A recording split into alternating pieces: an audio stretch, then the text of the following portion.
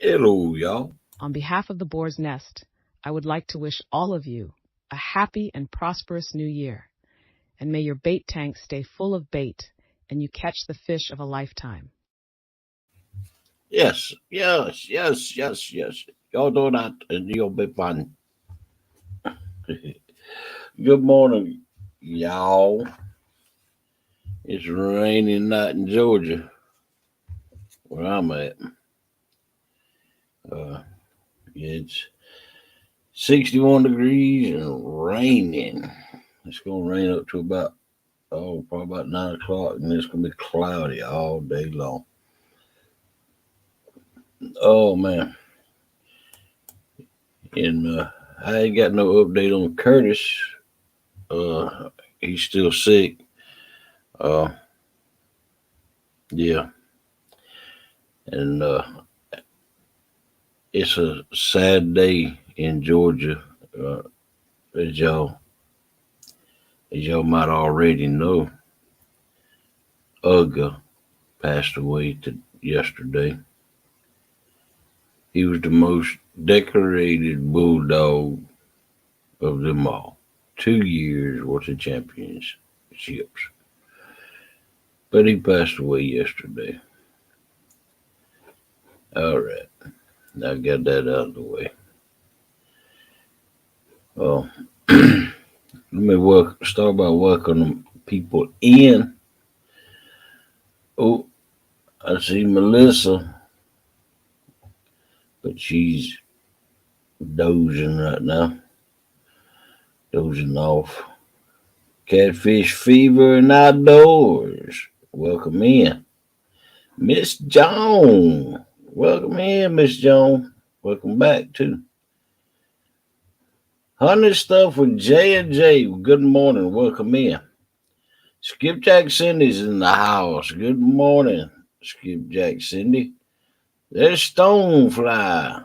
Morning, Hoggy. Good morning to you also. Dale's Hayslip. Good morning. There's Pontoon Jody. Welcome in, Jody. Oh, yeah, stop that. Okay. Fishing with Squirrel. Welcome in. No, what I've heard, you're Mr. Hollywood with all your Ken doll accessories. Yeah, that's what I've heard. But good morning. Oh, there's Wabash Nate slipping in right as I was fixing to stop calling people out. Good morning, Wabash Nate. Welcome in. All right. And there's Dave Boswell. Good morning, Dave. Welcome in.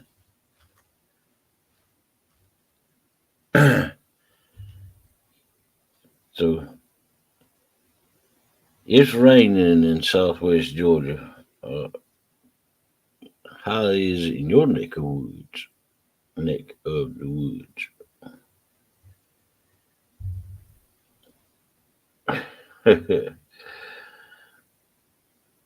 I was waiting on Curtis to show up, and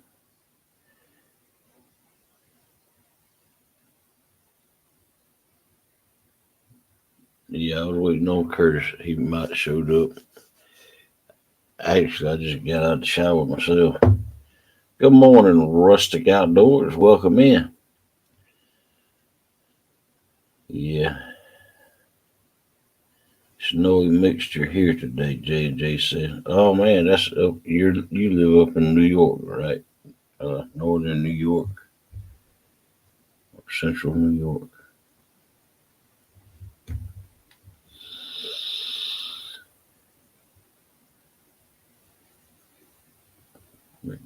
Good morning to all of you. Yeah, I didn't get a cup of coffee yet this morning. Melissa, we laid down about midnight and took a nap, and the alarm went off, and I got up, and got in the shower, and tried to wake Melissa up. But she said, "I'll be there in a minute."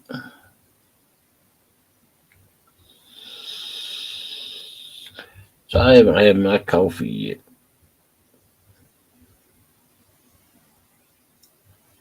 Of course, I got my regular cup of tea. Don't go nowhere without my tea.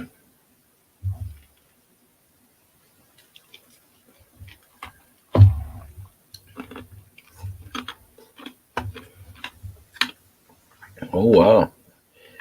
Everybody's welcome everybody in. Good deal, y'all. Let me put that link out there. Man, okay. Y'all type something so I can get to the three dots.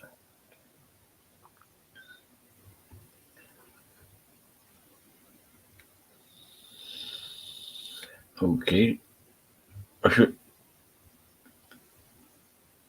Well, good morning. There you go. I'm making it hard. Hey, there you go. That's pinned to the top yet. Thank you, Dale. Thank you, Hunting Stuff. Thank you, Stonefly. Thank you, Fishing with Squirrel.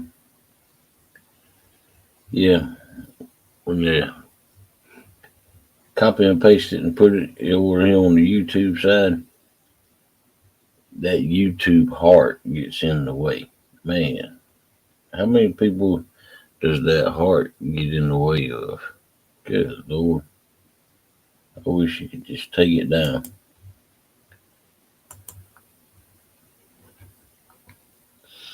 There you go, Wabash Nate. Type the word hog in, and nobody will drop your link. Yeah, me too, Hunting Stuff. I mean, I don't know what that heart's good for anyway. I mean, it just bubbles up stuff. There you go, Wabash Nate. Teach him how to do it. And that bot will drop your weather for you. Type in weather and where your location is, and that bot will drop your weather. Sometimes it might be a little bit wrong, though, on the location. But I mean, daggum, that's pretty smart.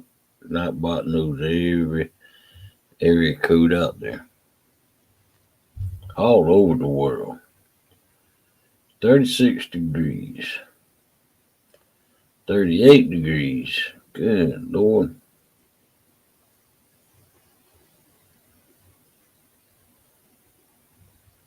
Do that one more time.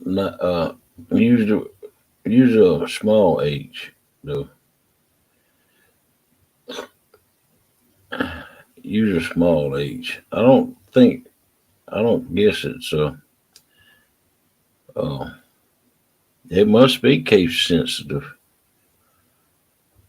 Weather in Whitehall 44 degrees.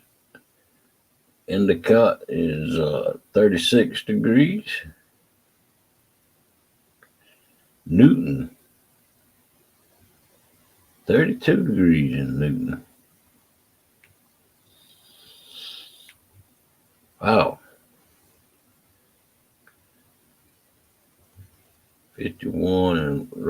Crisco.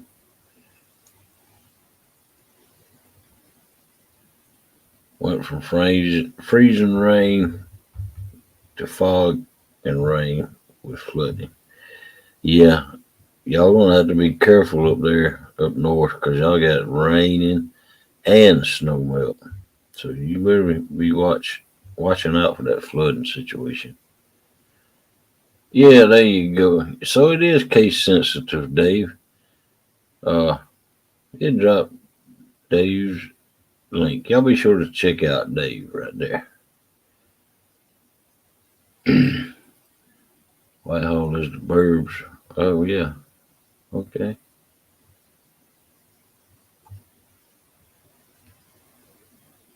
Yeah. Crisco Lake. That ought to be 350 degrees.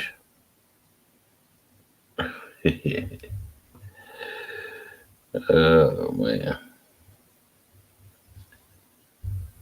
Crisco Lake needs to be 350 degrees. And they done when they float. Yeah, that's what old KP used to say. And I put him in Crisco Lake. Hello, good morning, Chris M. Welcome in. Man, we had a doggone burn the house down topic last night or yesterday morning. Ooh-wee.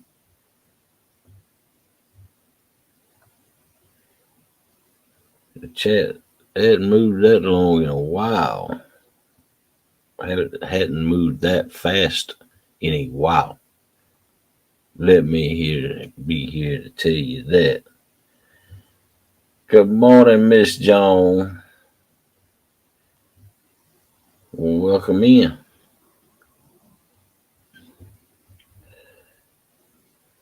Let's see. Miss Joan. Yeah, well, she's already a moderator. Huh.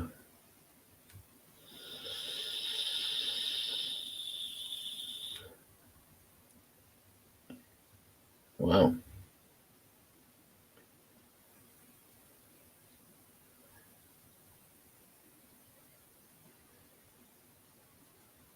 Okay. Anybody want to come up here and help me out this morning? Come on, Rustic. Get your butt on up here. Come on, Donald Knight Sr. Come on up here with me.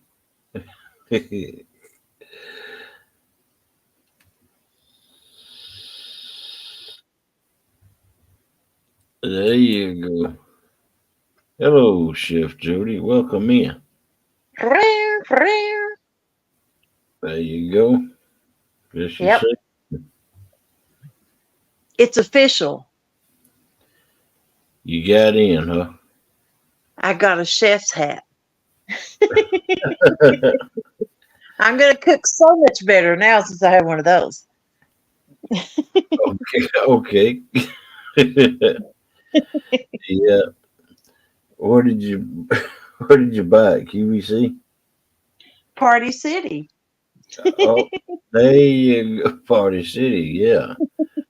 Yeah. Good morning, Tammy and Ray. Welcome in. Morning. No, Yeah. I forgot to send Stan the paperwork yesterday. I got to do it today. Oh man. I don't have to do it today, but I will. Yeah. Better go on and get yourself signed up now. Yep. What do you win? $500, I think. Oh wow. Yeah. Wow. Just to cook fish. Yeah. Heck And there's only like 5 or 6 people who enter it. What? That's better than bingo. I know. Wow. I'm in there, boys. Now, who usually cooks fish, Jody? Do you know him? Amy from 3+1 won it last year. Yeah, I know she did. But no, I don't know who usually cooks it. I was Yeah, sick last year. Well, I wasn't sick. I was getting over my sickness. yeah, I And, remember. and still hadn't got my voice back or anything, but so I didn't really mingle. I would cough, so I'd go and sit by myself. I didn't really mingle a lot last year. Yeah, I felt bad because people would come up and talk to me, and I couldn't talk to them. well, well, oh man, I went mostly. Well, of course, I wanted to go, but I thought I was going to get a sponsorship last year. But every time he come up to talk to me, he come up to me like 6 or 7 times. I'd start coughing in his face and I had to walk off. oh And wow, I didn't get wow, it. wow, yeah, that makes it rough. Yeah. But and two stands was the judge, right? I think two stands is over it. I don't know if he judges or not. Oh, he's over it. Yeah, okay, Mhm. yeah, He like, takes the applications and things like that. right, right. Oh, I know Well, who's a judge. who? I think Keith from Fishing and Stuff's a judge, is one of them. Oh yeah, Yeah. he better make sure his life insurance policy called up. I'm sure he has a hack for a stomach pump. Yeah. Uh-huh. Oh man. Oh man. Yeah, that lucky devil Mark from Catfish and Crappie. He come in here yesterday morning while he was on his cruise. Just man, did y'all see that breakfast bar buffet bar? I fell asleep. Like, they got like three on that one floor. Wow. Huge, man. Well, there was like several places where you could get bacon from. Hmm. Ooh, you was in heaven. I bet. Yeah. Good morning. Welcome in, Curtis Cunningham. I don't know how to say that. Dog Indy, Dog Indy, Dog Indy Outdoors. Dog and I. Oh, Dog in the Eye. I don't know. I think he Oh, forgot his faces. Doggy, doggy, doggy, doggy. yeah, Curtis. The whole floor was a buffet.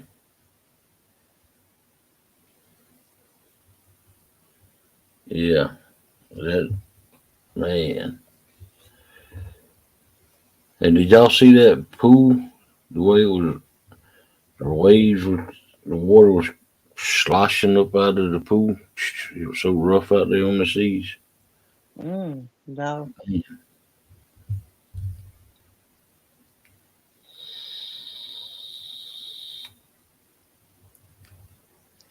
I wonder if They that's make them little bands that go around your hand, your wrist to help you with motion sickness. wow. I ain't never seen And them. yeah, they're called seed bands or something like that. They used to get them in pallets and sell them on eBay. But um, I had a friend who went in October, and it's supposed to be cheaper in October, but that's their hurricane season, so it's really rough. Yeah, yeah. And she stayed sick the whole time, and she said she ended up having to go to the ship's doctor to get something for a sickness, and it was $350. Wow. Yeah. Good Lord. Do them My daughter, bands really work? well, my daughter has been on a couple cruises, and she takes them, uses them, and she don't get sick, and she gets car sick, so they Yeah. help her. Then they got I some that goes into your ear, I think, too. There you go. Good morning, Jimmy Geiger. Welcome in. I ain't wanting to get seasick. Uh, Mhm. just never have been. Me neither. But uh, my sister used to get motion sickness all the time. Mhm. I was looking up Princess Cruise yesterday. Haha.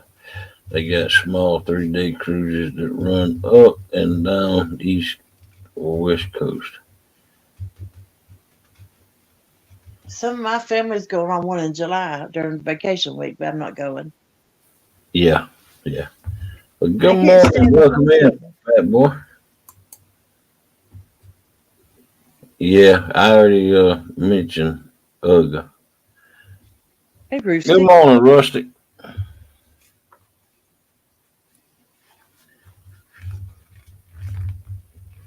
You can't hear him. No, I Good can't hear morning. Thank God. you. uh, Good morning. good Oh morning. boy. Is there a lag?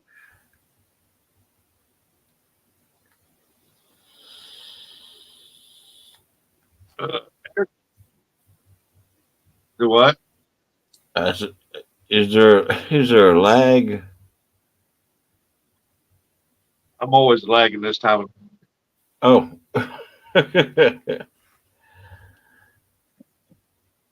Yep. That's a foghorn laghorn. Oh man.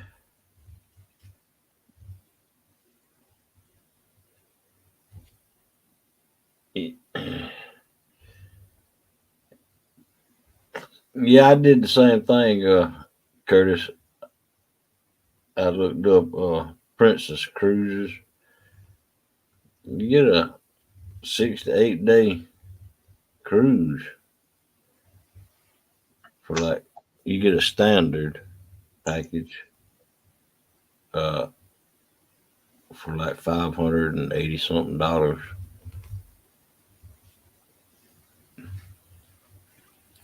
I didn't think that was too bad.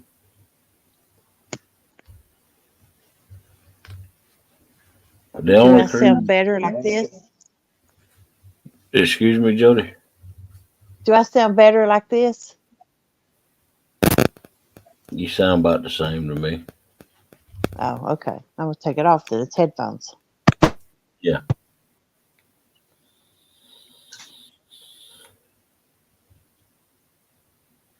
What's your weather like, Rustic?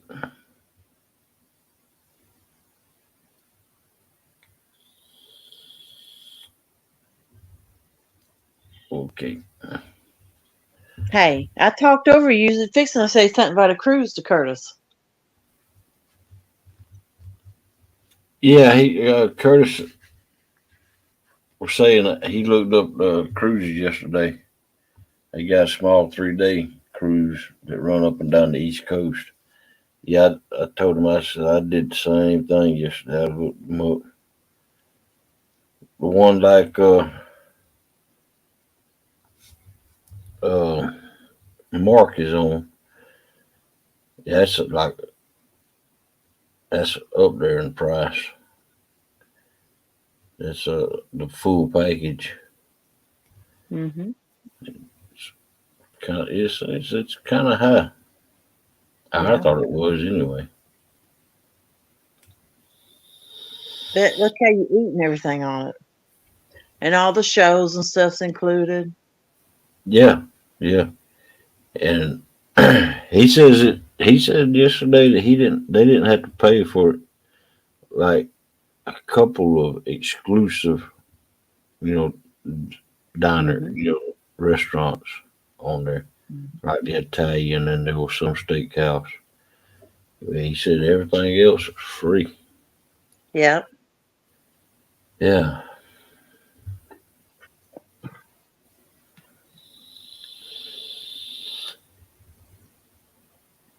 Yeah, Eric. Uh, I should have, but I just didn't feel like it. Eric said he thought I would have made a tribute. Yeah. That's sad though, man. I mean that dog is true. He's he's got a better life than most humans do. They don't make him go to the games if he don't want to or if he's sickly. Uh, he got comfort all the time.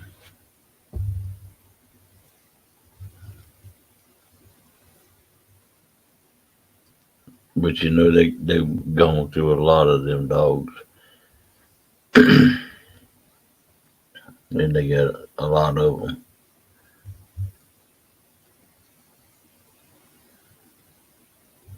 But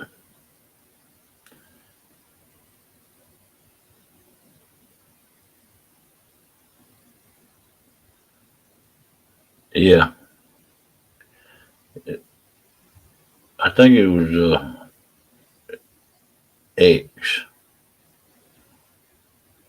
was that dog was X. Oh, he's a cute.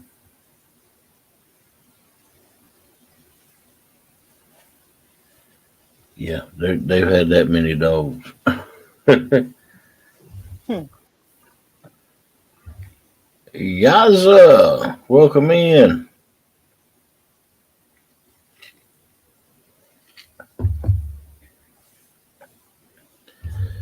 Gaza is too. Yeah. I wonder if this Gaza changed his name or No, there's a Gaza and a Yaza. yeah, a Gaza and a Yaza. Yeah, that's right. Yep. Gaza is too. Well, good to have you this morning. Welcome in. Morning. Yeah, we're a talk show that just talks about anything and everything. Whatever comes up upon your mind, you're more than welcome to talk about it. Just keep it clean, and we're like a big family. Sit Yeah. around the dinner table, just talking about life's happenings. I'm Gaza. Thank you. Much appreciated for the hospitality. Oh, you're more than welcome. More than welcome. Man, oh man, Chicken Run is like a slip and slide right now. Oh man, yeah. I don't know if y'all watch them, but I was watching the Arms family last night in Arms family homestead, and they live out in Oklahoma, and that doggone ice, man, it was like ice everywhere. The chicken run. I was watching somebody on TikTok and they was talking about he's from Louisiana and he was talking about a chicken run. And it's something they do in communities where they let a chicken loose and whoever catches it has to dispatch it and then go around to each house and ask for spices. If he was telling it right on how to cook it, and then they all come together and have a potluck dinner with that chicken and stuff and other food. Oh wow, That's how they do the Mardi Gras in them areas. wow. But everybody's out there chasing that chicken. Yeah. Stonefire, yeah, why did you quit watching them? Face your fears, live your dreams. Today could be the last day before the next chapter opens to the unknown. Amen on that, guys. That's what I do every day. Face my fears. Yep. And if you have a fear of coming on live and you want to, this is the perfect show That to do it on. that's exactly right. It Yep, starts with clicking the link. that's right. We will. And if you have any trouble getting up, we can try to help walk you through it. That's right. Yeah, I've this show has gotten a bunch of people out of their shyness. Mm-hmm. I mean, heck, good morning, Parker Pursuits. Welcome in. Hello, Parker. I mean, I never thought that I'd be up here with a talk show. Now it's I'm nominated. This talk show is nominated for the an award. Mm-hmm. That's a win for me already. And Yep. and what made me want to get started in the show is I was I was new to this fishing community, and I was getting ready for the one of Aaron's tournaments, bank Mm-hmm. tournament, and I was making me some pole rod holders because I didn't have any, and I accidentally cut my foot cut my foot half off with a grinder, and during that time that I was healing, uh, when I just felt like I wanted to be more involved in the community, and so there I started the Boar's Nest. Yep. Yeah, yep, I remember. I remember when you started it. yep. Sure do. Let's see. It's hard at first, but then you just get the more you're on camera, the easier it gets. And if you do come up and come on panel, you can keep your icon up and you don't have to stay for hours. You can stay just a few minutes and get back off. Yeah, yeah. hmm Okay, Stonefly says I was one of his first subs long ago. Just not my cup of tea anymore. They got off track from where they started. Yeah, I agree with you, Stonefly, and I, I was one of the. I was probably within his first 100,000, and I kind of feel like if it if if it hadn't have been for Houston, maybe that wouldn't have been as big as it was. I don't know. That's just my opinion. But I was flipping through the YouTube one one afternoon, and I come across the Orange family, and it was a man and his son, and they were spending time together down at the creek, and that's what caught my attention right there.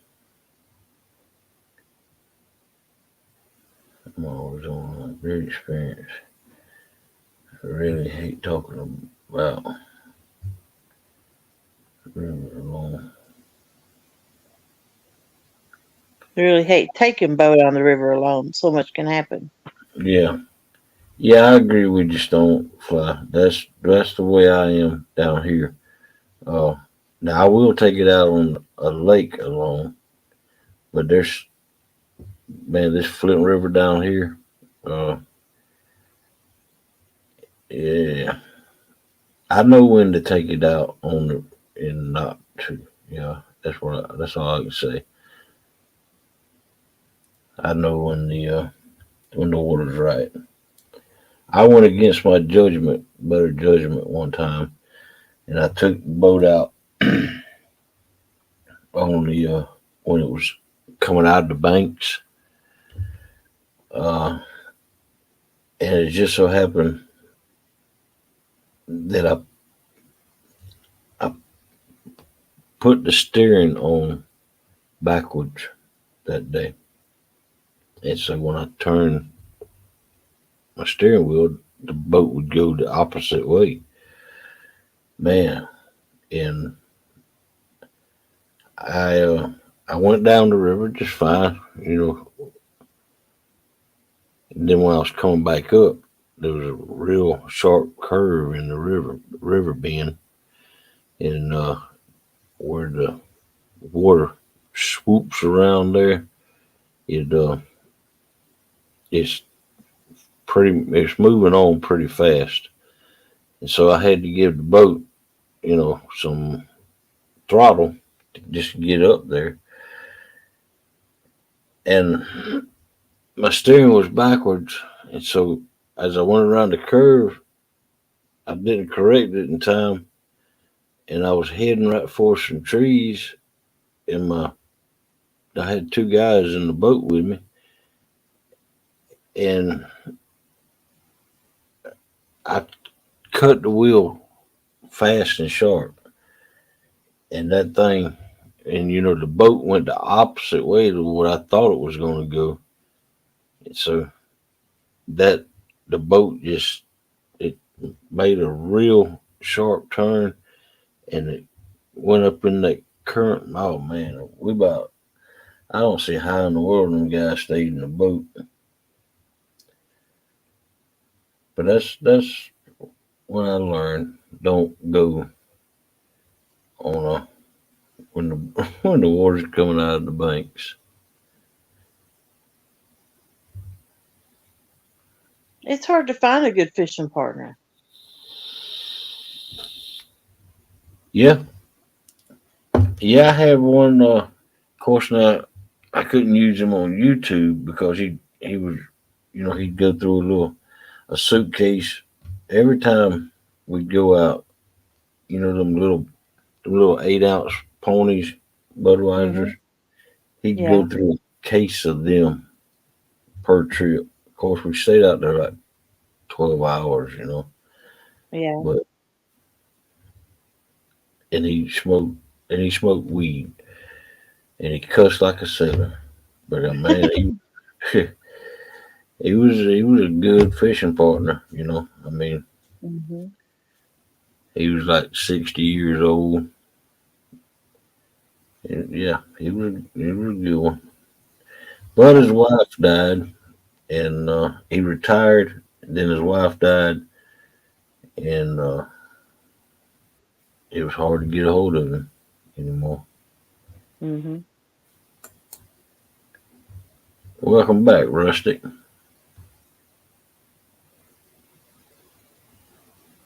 Yeah, Parker. Yeah, that's stressful. Yeah, I'm having trouble this morning. I Hey, see that's that. I see. I cuss like a sailor, also, but don't do the rest. Yeah, Can you hear me? yeah, but you sound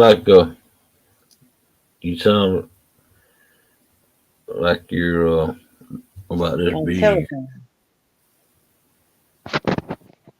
He sounds real low, don't he? Yeah, What about now? that's a little bit better. Let me see if I can do anything on my end. Yeah.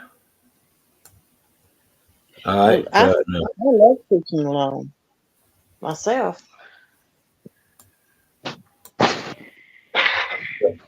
Try it now. Can you hear me? Yeah, I can hear you. All right. Yeah. What did you say, Jody? I said I love fishing alone by myself. It's dangerous though, man. Nah. It just Yeah. depends on where you go. There's places I would love to go, but I don't have a strong enough motor or, a dependable enough motor to do it. And I can't get too far off because if I break down, then someone's got to help me. So that's why I've been limiting my trips to Chattanooga. Yeah. It's dangerous going out there by yourself. Uh, Good morning, Bug Man. Welcome in. Even on a lake, it's dangerous because you don't never know what's going to happen. Uh, Yeah.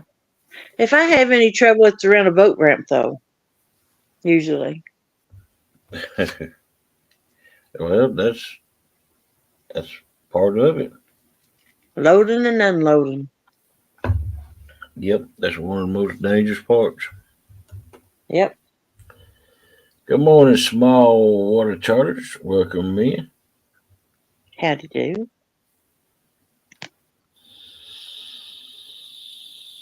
Rustick's gone again. Yeah, yes. That's why I have 6 kickers just in case I can put back. Yeah, that's always good to have a kicker motor. By in messing up. So we'll stay down here. Okay, Rustic. All right.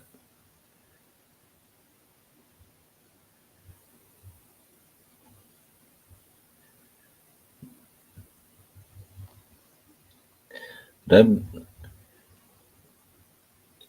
that with that being said, there's several different ways to launch your boat when you're by yourself.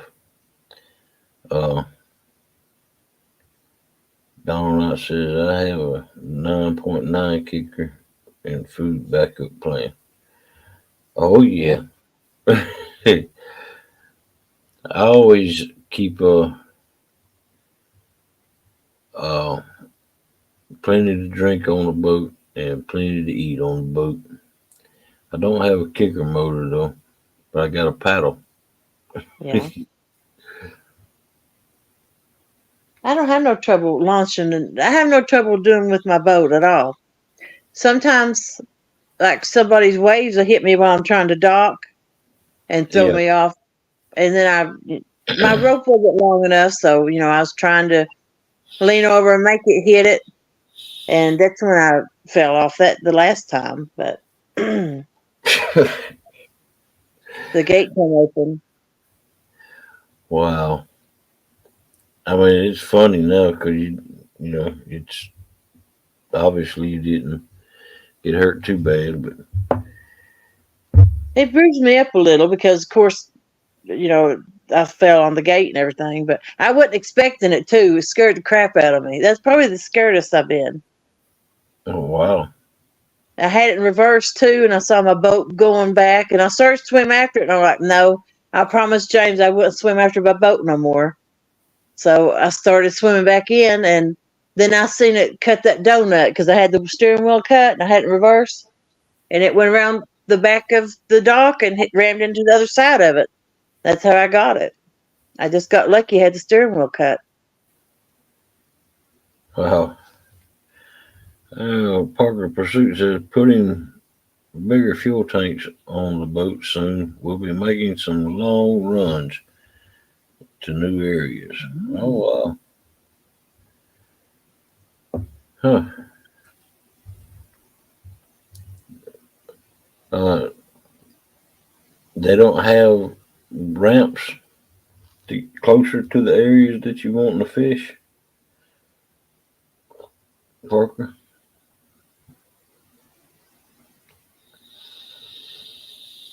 The worst ramp I ever used was Kelly Bullock's. It was a Boy, very nice ramp, but I've never seen one that long and that steep. It was hard to walk up it. I had to put my feet sideways to get up it. It's like a billy goat. wow. And it went on forever. I got Wow. a breath walking up it. That's how bad it was. And he walked up it with me, and we got to the top. He was saying something. I said, Kelly, I can't talk. I can't breathe. I said, you wait a minute. Oh man. I said, I can't breathe, let alone talk. Wow. Okay, Parker. Yeah, ramps are far and few between on Mississippi. That's how most of them were there. Lord have mercy. I mean, I I used to walk the dam all the time at Fort Loudon, and a lot of people couldn't do that, but it's good exercise to do that stuff, short cardio. But I Yeah. never had. It's easy to go down to the dam and back up, but when you got a cooler full of skipjack carrying all your gear, it gets a little harder to get back up the dam. Yeah. Yeah. Hmm. And I'd rather fish from the bank for skipjack than on a boat at the dams. Except Watts Bar, you ain't got no choice but to there. You can't get to them. Yeah. That's another thing. Down here in South Georgia, we don't have skipjack. Hmm. Uh, so what we got is bluegill, sunfish, and the occasional suckerfish. Yeah. Uh, they've just introduced, I guess it's called grass carp or common carp, into the golf course pond. It's a pretty big pond they have out there on the golf course. Hmm. Uh, so that's about the only. And we have a season for shad. Hmm. Yeah, and it's shad in season right now. I think. I Yeah, think I they was see. predicting a shad kill for us, but I don't know if it happened yet or not. I didn't get to go out on the water. I don't think it did, but who knows? But right before it happened, we'd throw the cast net and get like 200 in a throw. You can't hardly lift the net in. Wow. Hmm. Good morning, fishing fever. Welcome in. Yeah, I Our I can't even winter. remember what kind of shad we got. We don't have but like one kind of shad down here. Can't remember if it's hickory or we don't have gizzard shad. I can't remember. Gizzard shad. We have. It's hard for me to catch a gizzard shad. The ramp I was catching them on, they closed, and it's really hard for me to get on them and find them. Yeah, Donald says, Jody, are there bait shops near Chester Frost Campground? There sure Not, is, but they're extremely high, yeah, and they're usually sold out. But there's one called Jack's that helps sponsor Daryl, but I think their skipjack is the highest of them all. That yeah. place where at Watts Bar Dam, that Thompson's, he's your best bet for bait if you can't catch it. Hopefully we can catch them though at the dam. You never know. They may be running good in February, but he keeps frozen skipjack, and he has a couple people catch them for him too, so he has some fresh usually every day. Oh, But okay. the key to skipjack is get it as fresh as you can. You don't want stuff that's already a couple days old, if Parker unless said that's all you can get. most river ramps are here. If you don't have four wheel drive, launching a boat, you will get up. So yeah, well, Hmm. that's what's good around in South Georgia. Anyway, is we don't have that. I take that back. But you don't have to have four wheel drive to get out of them. It helps, but you don't have to have.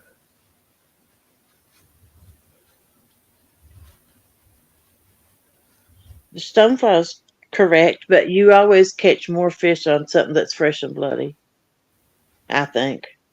And if you're buying it, you want the best you can get if you're paying Yeah, for it. yeah. Can you get skips in May? Oh, Lord, yeah. You can get skips year round if you know where to get them at.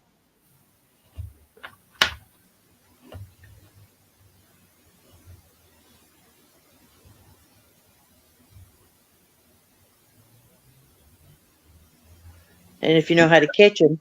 Each place you go is a different, they're finicky. And they like different colors, different days, and a different technique to it. Like some of them likes it on top on a float. Some likes it dragging the bottom with a sinker. You have to just try different things till you figure out where they're hitting at in the water column and stuff.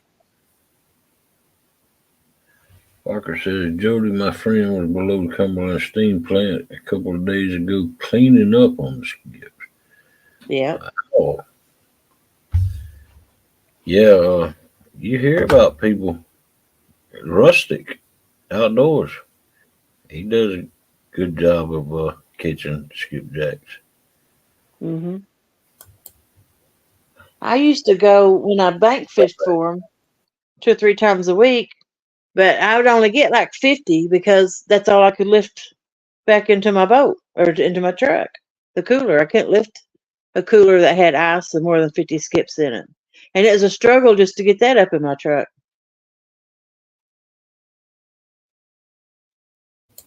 Yeah, that's me. I I'm not half the man I once was, but now that all my health issues, Mm. so I don't even know that I don't even know that I could get 100-pound fish in my boat Well, by see, myself. then skips run 2 and 3 pounds. A lot. I caught plenty of skips that's over 3 pounds, and your cooler, your ice, and then 100, at least 100 pounds of skips. I mean, that was. And after carrying all your crap back up to the boat, wheeling it up and carrying all your stuff after all the incline, I was tired. Yeah. Oh, good morning, Cat Claus, Mr. Adam. Welcome in. Howdy, howdy, Club howdy. Fly. Liquor book. Whew, man. Per fish, $12 per fish. God almighty. Yeah, that's what the bait shop's selling for. Oh, shoot. I usually get $4 a skip.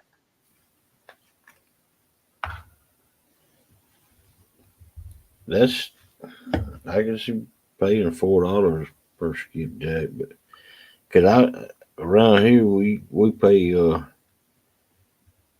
upwards of $5, $6 for hmm big goldfish. Yeah.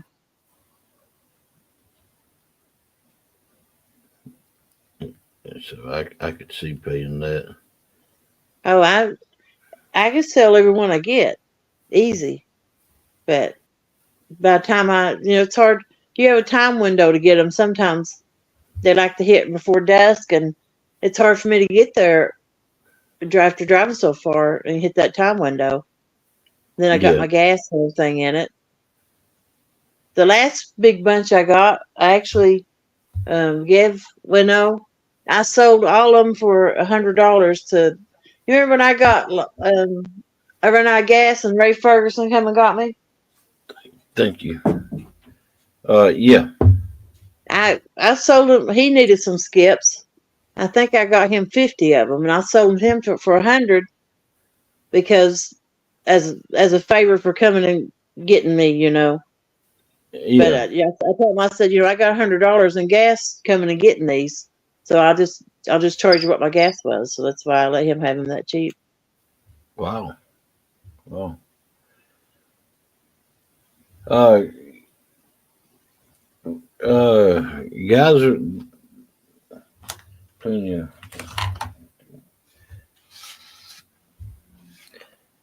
Uh, we're just friends here in this community. I have over 1,000 souls come this spring. Wow. Wow. I go to Kentucky to catch gifts.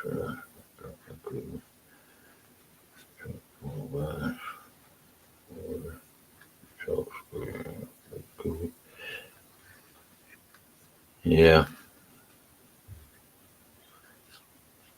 I don't take people out of my boat I don't know. Yeah, I don't. The only one that's in this room right now that I know of is Small Water Charters that does that. And him and his wife got a charter company down on Lake Okeechobee in Florida. Mhm. And they bass fish and crappie fish. Crappie. What are some other words that they call them? Speckled perch. Good morning, Big Slim. Morning. But yeah, speck. Man, I'm from Florida, and that's what we called them down there then. And at the gathering, I'm going to be taking people out. But that's a little, that's a little, you kind of know people in the YouTube. You've got to talk to them and stuff so much. And people, it ain't like you're out. No one knows where you're at and no one around. The gathering is going to be crowded with people. Oh yeah, oh yeah. But just to, I do have people message me. I don't know who they are. Want to go to take them out, and I'm like, I'm sorry, I just can't. Yeah, I don't blame you. Okay. Welcome back. Hey, let's try this again. I was getting a Hey, bad echo on my end, but it was my Verizon was doing that. That sounds more like you now. Dang Hey, it. good morning, Miss Jody. Oh shit, so to say, Chef Jody.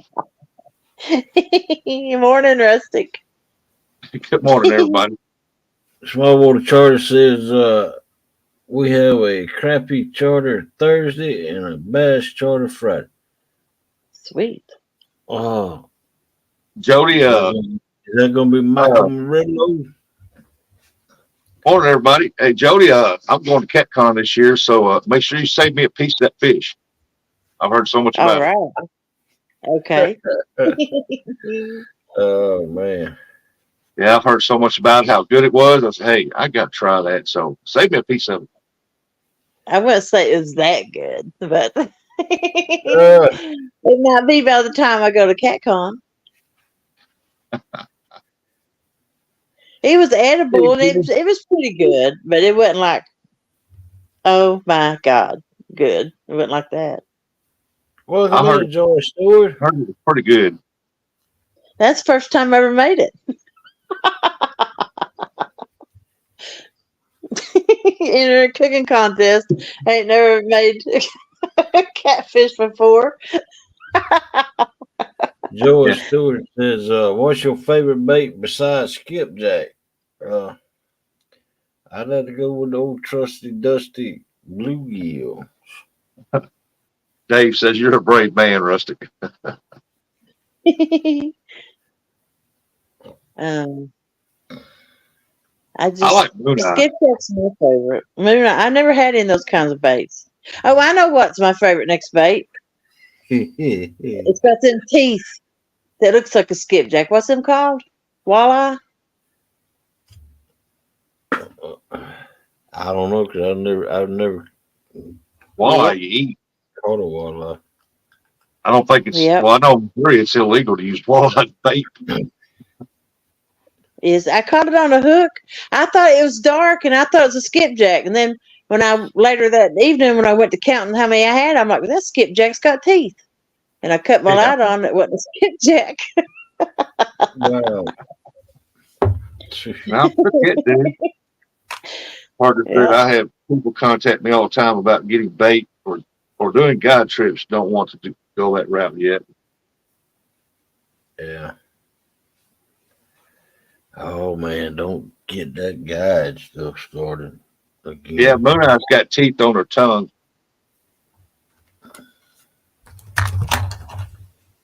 It Moon Eye, stuck on the hook good, and it caught all kinds of fish.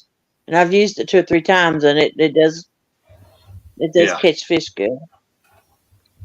You can catch Moon Eye basically year round if you can find them around marges and stuff like that.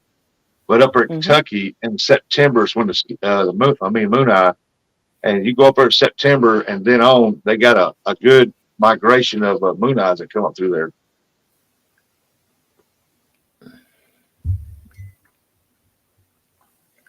Barbara says you probably had a gold eye, Jody. A what? A gold eye. I don't know how to catch all them little fishes and stuff like that. Yeah, fish about that deep, use a worm or a cricket with a floater. I've caught Throw it in a little current seam next to the deal and let it float out there and duck it.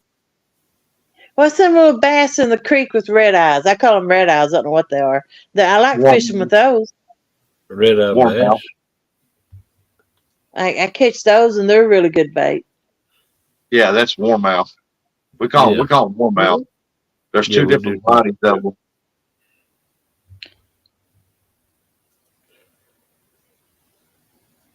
Soulfly said, Jim, Moon Eye spawn. I know up here in Kentucky, they move up in there thick during September. Parker says people confuse Moon Eye with Gold Eye. Yep. Moon Eye got silver eye, rather black, and Moon Eye, Gold Eye's got like a gold color.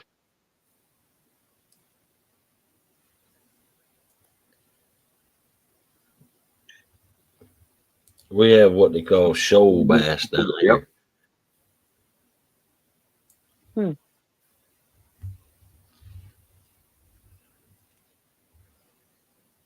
A Gold Eye gets pretty good size. And Moon Eye, they can get up to a certain size, but Golden Eye, they can get up pretty good size. Good morning, Miss Shirley T. Welcome in. Hello, Shirley. I hate using white bass because of that old hard spine of theirs.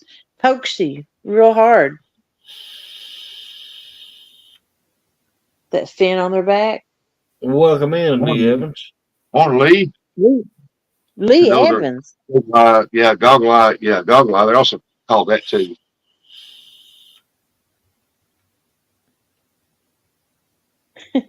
Yeah. I like using a little sunfish. They seem to work. Oh man, that bluish tick color to them. Yeah. I don't do no good when I use a live fish like that. Something hits it, but it either rips the fish off or it don't do anything. I don't. 90% of the time, I never hook whatever hit that fish. Huh. That's the only thing I've ever caught a flathead on is live bait. I've caught 2 flatheads on live bait. Most of mine this year, I caught 12 this year, and most of them, I mean, some of them came on live, but most of them came on cut skipjack. Yep. All my stripers come on cut skipjack. Yep, Stonefly, there's a video on there. A good one, a guy catching one around a barge using worms during the summer. It was Tennessee River fresh skipjack is king. I was going to introduce y'all to my worm farm yesterday, and I made a short, and I hit, stop, and it said, "Do you want to save it as draft?" And I clicked yes, and can't find that draft. So I don't know where it went. Good Was morning, it? Palmetto. I called flathead on chicken this past year. Yeah, Uh, I have Man, before. When I first started, I caught them on chicken. It's either use yeah, a lot. chicken or not go. I didn't have bait. I didn't know how to catch a skipjack back then. me and Melissa just started this uh, past year fishing with chicken down here, and it does work. I mean, I know it works for channel cats. Yeah,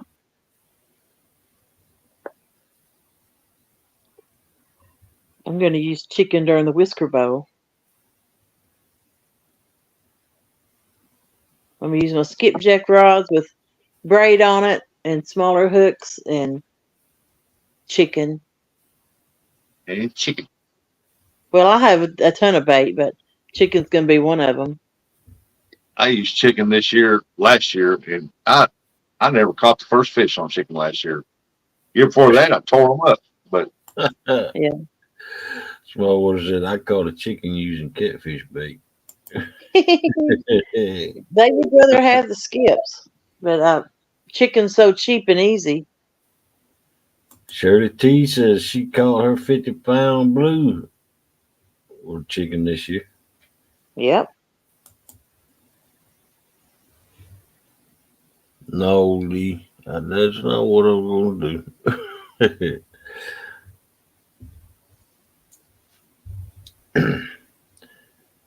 But man, I tell you what, no, everybody's been after me to show my worm farm. You know, Hmm. I just got one tote out there with worms in it.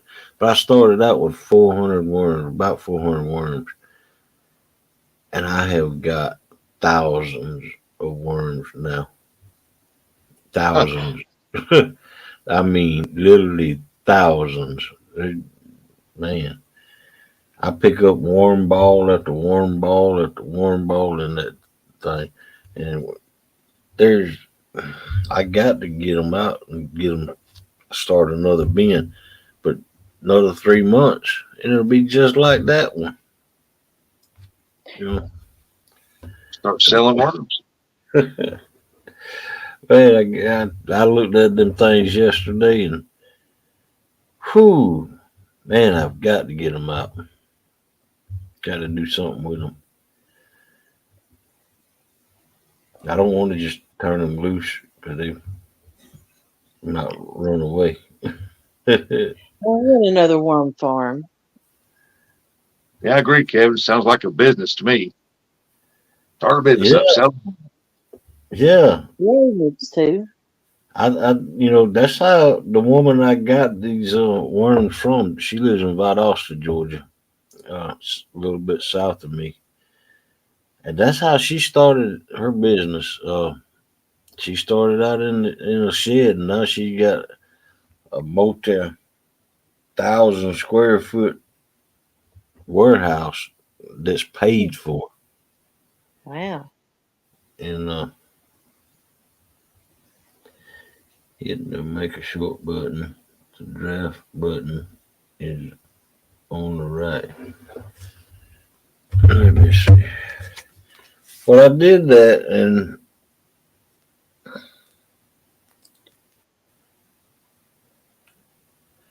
let me see. He's going to become the worm king of that area. Mhm. Yeah, Maybe I'll get a worm farm for Valentine's Day. Lee said, just don't eat your profits.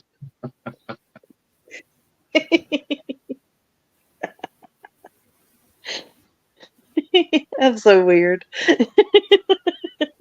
Parker said, if you could sell good quality bait, a guy would stay busy. Yep.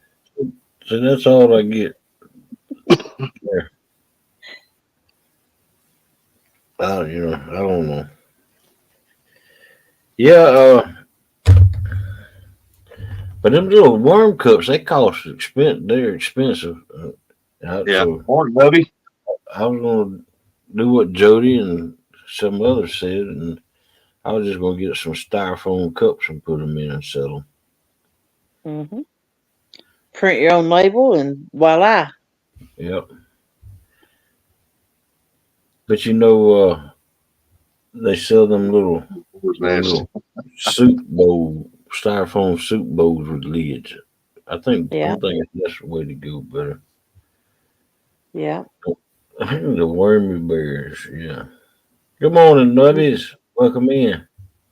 Most hogs are warming. That's why you have to cook your pork all the way.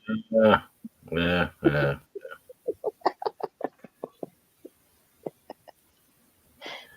1 in 4 people have worms. We just need one more person up here, and then we can narrow down the wormy one.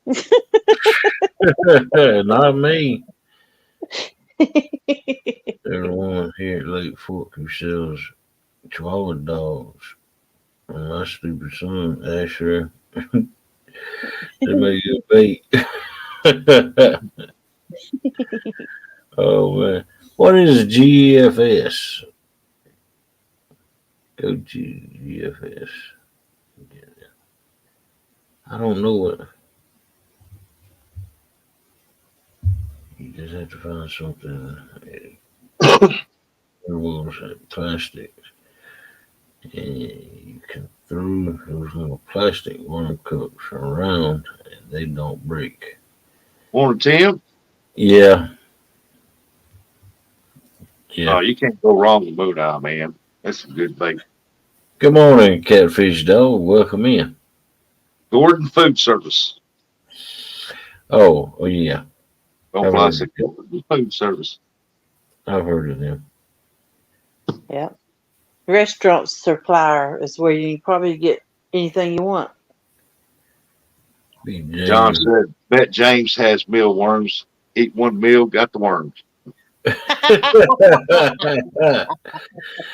Oh man, leave it a small Morning, Joey. Morning. That's a good one. order. Yep. Yeah. On the boat on that tournament, he was tearing that fish up. Good morning, Yeah. fishing with Steve Mosley. Morning, Mr. Mosley.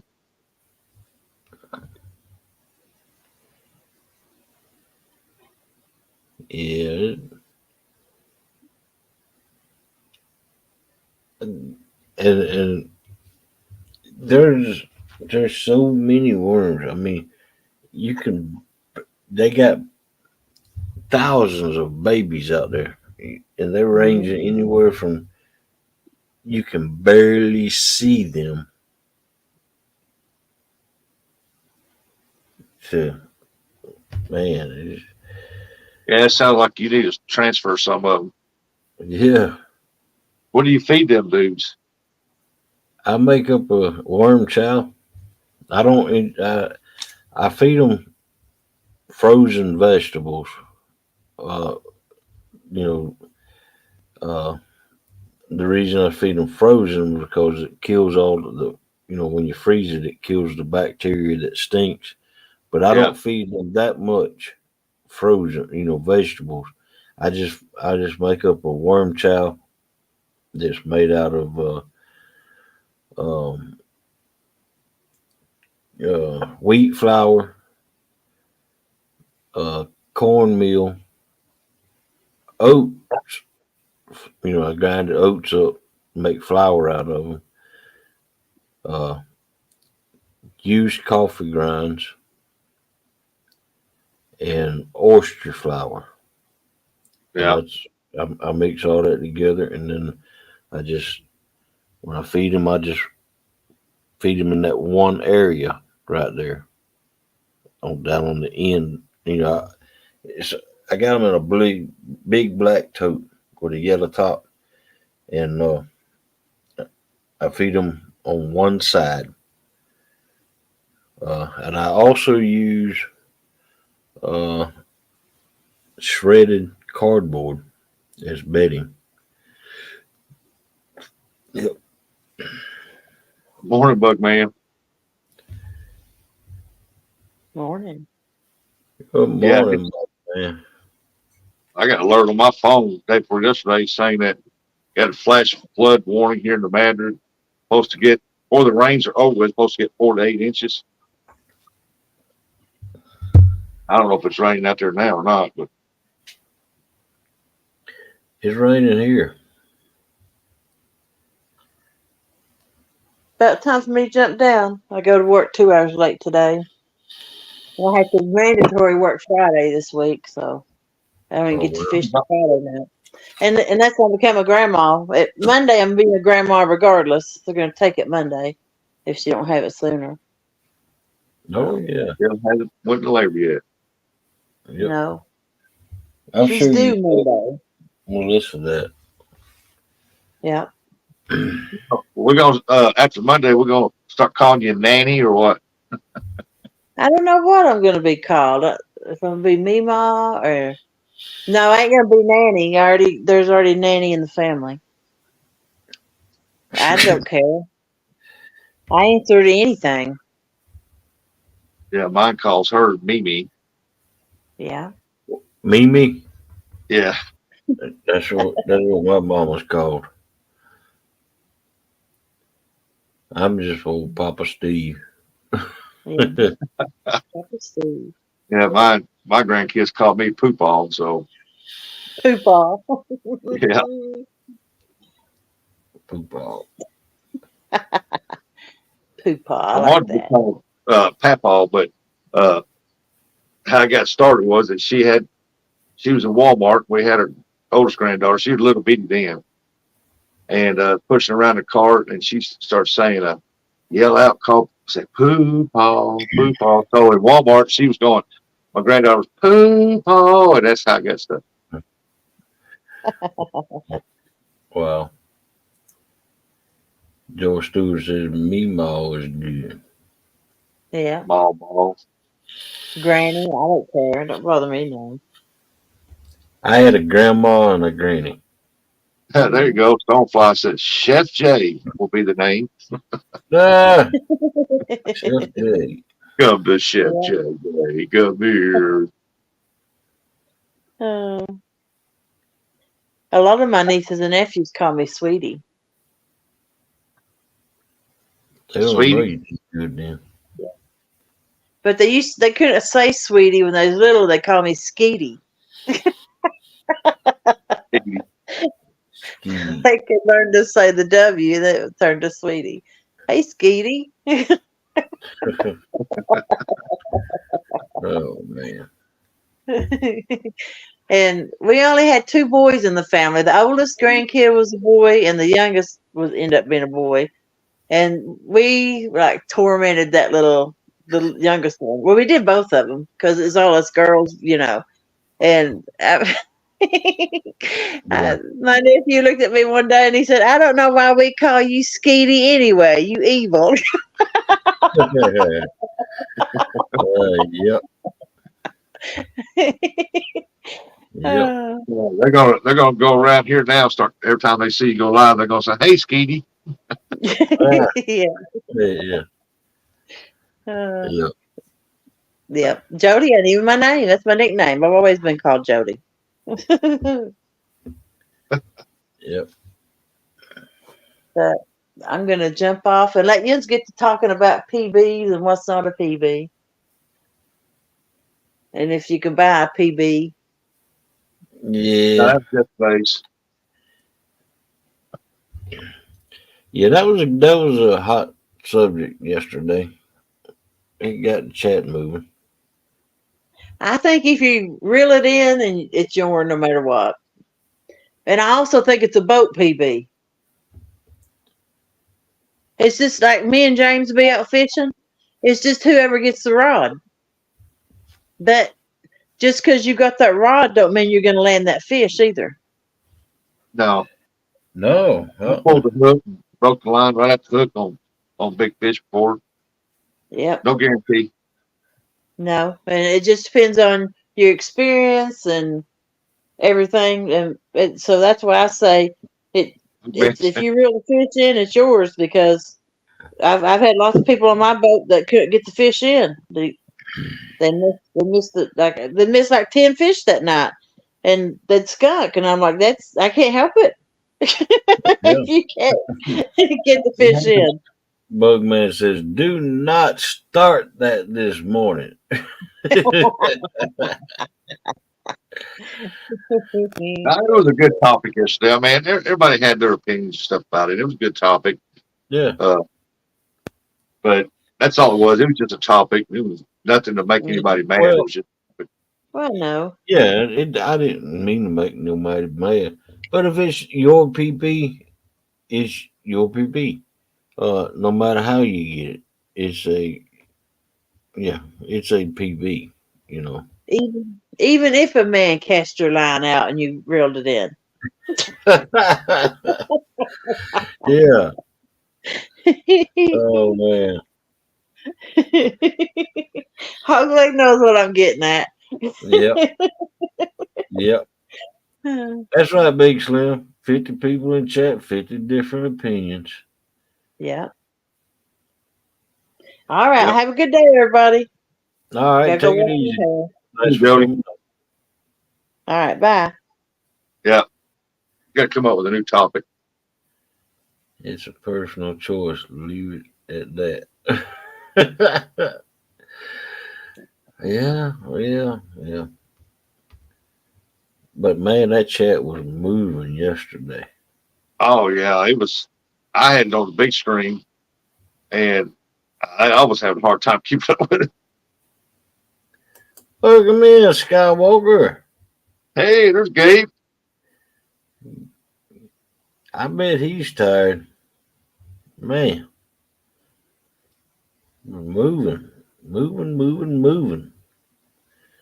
Trump 2024 or cry. Yeah. I think he beat what's her name in New Hampshire yesterday. They predicted he was going to win. I don't know. I didn't watch the deal last night, so I don't know if I dreamed it, but I heard I think I heard somewhere he did beat her.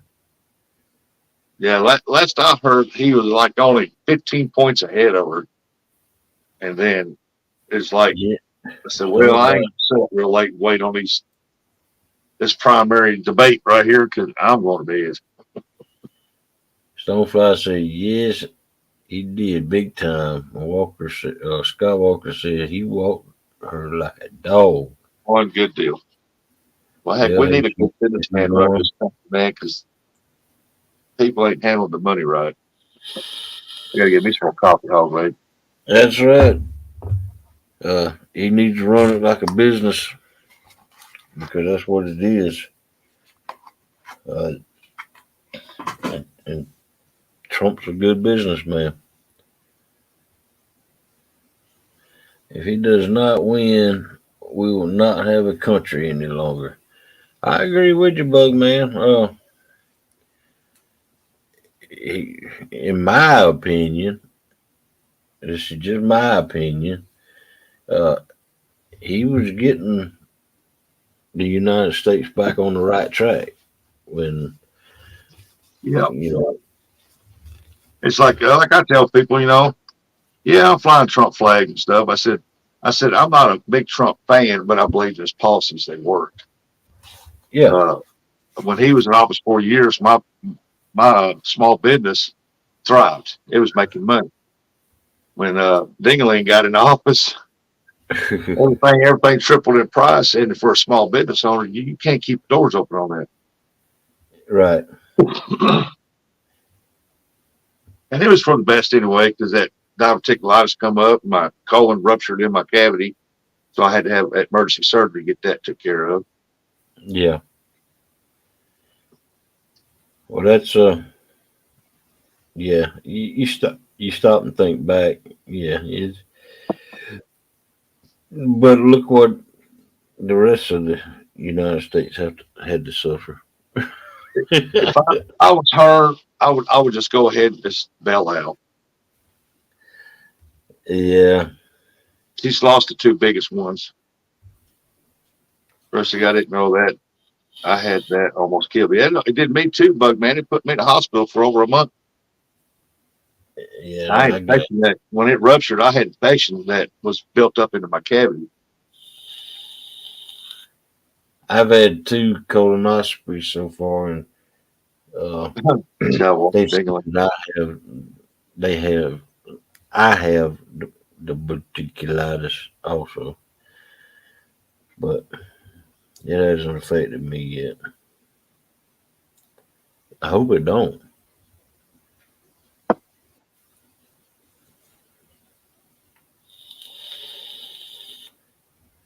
Yeah, I need to schedule me another colonoscopy. In what way economical?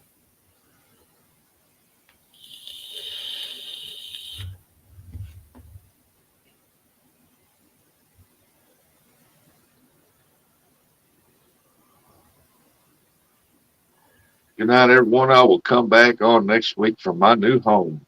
All right, Gabe. Yeah, good luck, Gabe. He'll be I know.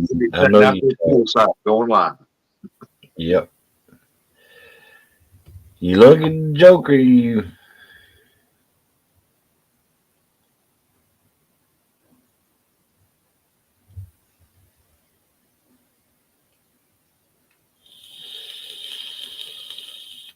Oh, Yep.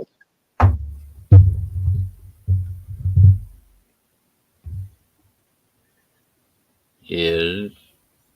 Gabe's worked hard for it though. Mark calls him Catfish Gabe. uh,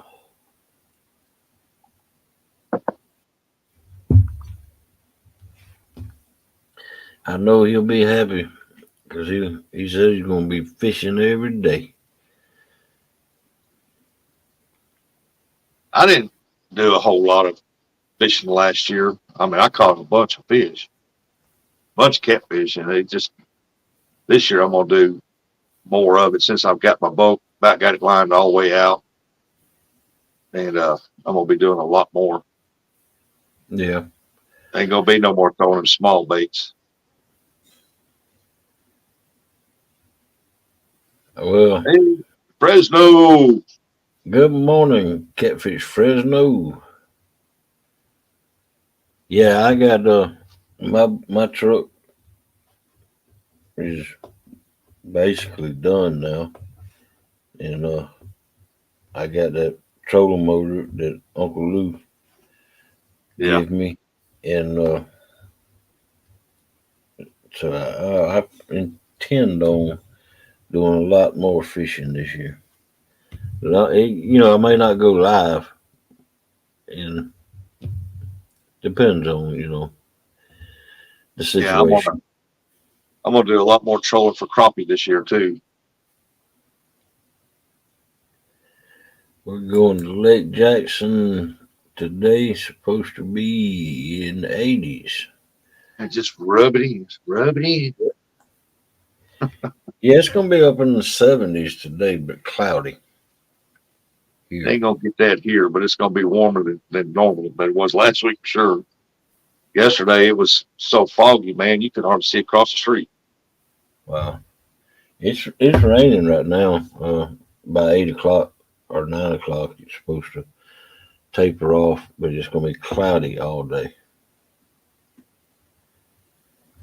John, I would even take 80s today. I'm over cloud, rain, and snow. I'm like everybody else. Let it snow to Christmas Day. Christmas Day, let it snow. Day after Christmas, snow be gone and spring pop up. Yeah, yeah. Well, that's me. Of course, Southwest Georgia, we don't ever get any snow. Very seldom. And if we do, it's just a dusting. Uh, but I've always wanted it to snow, just a couple of inches, and be gone the next day. Yeah. They said fog from Canada all over. Well, daggone. Wow. Heck yeah, man. I mean, think about it. It's been like single digits and down to teens, and then all of a sudden warmed up to 40. It's going to make that moisture. Yep. Yeah, it is. And then plus got a ton of rain coming out of Texas right now, hitting this warmer spots with this cool weather. Man, it's pouring. It ain't pouring down rain, but it has like a light sprinkle all day before yesterday, all that night, yesterday morning. Then yesterday it rained, and when I went to bed, it was just drizzling rain. I got water standing in my backyard about 2 inches deep. That's the spirit. Bring spring and summer and winter no good to man or foe. Yep. So you got water in your backyard. Yeah, I got water standing in my backyard. Wow. And we're supposed to get, according to my radar, they said we're estimated to be 4 to 8 inches of rain. There you go. My yard is when it rains that hard, uh my yard is like a sieve. It soaks up the water. Hmm. I don't know if that's a good thing or not. In our area, there's a pretty good bit of sinkholes, so that might not be a good thing. Yeah, But I don't have no problem with it flooding. yeah, yeah, Bug Man. They said by the time all this rain's done, they're estimated between 4 to 8 inches. And yesterday I got an alert on my phone for the Magic County flooding. So, of course, we have a lot of roads here that's low lying and dips and stuff, and water runs over a bunch of spots. Yeah, It's like our ditches, the water, before the rains hit, the water actually went down and all the ice fell down in the ditches, but it's still a bunch of ice in there. And with all that rain, it melted it. So, that water level came up in the ditches. yeah. But that's what messes y'all up north. All the ice and snow, and then the rain on top of that. Yeah. Felt like we haven't had really many cold winters in the last few years. And so we was grateful to have that one cold spell, maybe to kill out some of these gnats that's flying around all year long. Yeah. I wish it would do something with these gnats down here. You get above Macon and you don't have gnats. But below Macon, they drive you crazy. Yeah, we went across the Flint River the other day, and it was up a little bit and muddy. It was really muddy. This past year, walk out in the backyard and like early in the morning, late in the evening, and you're walking in the yard like this here, walking around the big balls of gnats that's flying around. Yeah, So you don't walk in. Yeah. I got this chemical in a sprayer out there that kills insects. I was running around spraying in the air trying to kill them balls of gnats. You can see them falling down, and then look over to be another one to go spray it. Yep. And it didn't help, man. There's so many of them. Yeah. Good morning, Melissa. There you go. Thank you, Melissa. Only 42 watching and only 27. Yeah, y'all hit that thumbs up for me. Yeah, it takes a lot to get up every morning at 4 and start a show. I ain't gonna lie. Do you usually set up late at night, all night? There ain't no telling. I just like yesterday, me and Melissa went and laid down. uh, we only laid down for like 2 hours. Got up about 1 o'clock. Then we were gonna go back to bed about 1 8, 8 or 9 o'clock. Man, it was after 12 before we lay back down. Midnight, and we got a couple more hours of sleep. And that's you know that's how it goes. They ain't we ain't got no set time or no set rhyme or nothing. We just go to sleep when we want to. Morning, Vanessa. Good morning, Vanessa Kitty. Welcome in. Morning, Gaza. Good world. In the house. Squirrel been here a while. I still say hi to him. Yeah, yeah. But no, we don't. I guess we need to get and our weekends. Man, good lord, our weekends is messed up big, and yeah. Our weekends here are just what they are. Weekends don't do nothing. No, but Like we call for 80-90% of rain every day this week, except for Friday and Sunday. yeah. But we don't have, I don't do the show on the weekends, so Nope. that's So you all we tune in get to off. Bug Man on Friday Yeah, mornings. that's right. Passed some kidney stones late last night for 6 hours. It was a pain.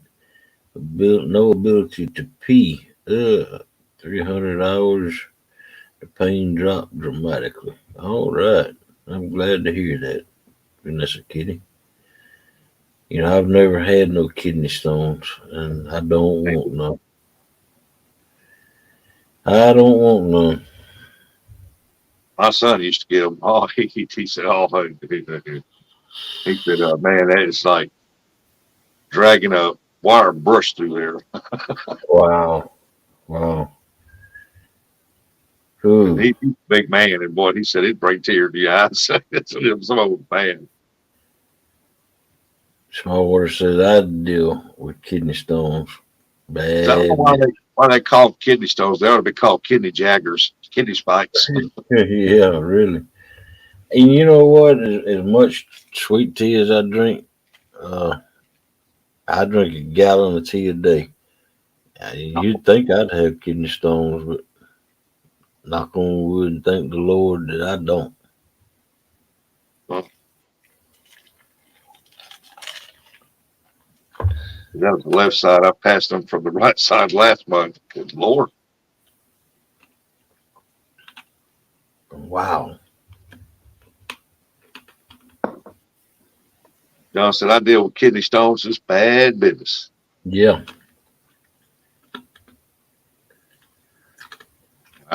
What is kidney stones actually made of? I don't know what's kidney stones. Hemorrhoids. Hemorrhoids. About every 5 years, these past 20 something years. Wow. Something's changed. You're drinking something different or something. Eating something different. Yeah. Yeah. My ankle here a while back, my right ankle, it started hurting, and then all of a sudden my doggone foot swelled up, and it, man, I couldn't hardly walk on it. And and oh man, and I went to the doctor with it, and she said it might be a touch of gout. And man, I refused to have gout. And she gave me some antibiotics, and that cured it right there. I didn't have no gout. That could have been just a plain joint, slight Yeah, step or something. yeah. Mine swell up. Both of them do. My left one's worse. And my right one's worse because I broke it twice and I broke my left one once. Wow. See, that's the first time that ever happened to me. So No, antibiotics don't cure gout. I don't think. no, I no, think they get inflamed some kind joint. it was inflammatory. Yeah, and that It antibiotics wasn't a cure gout. that. Eric, where's Eric at? He should be up here driving. Welcome in, Diabolical Debbie. How's that Morning, sub baby. count going?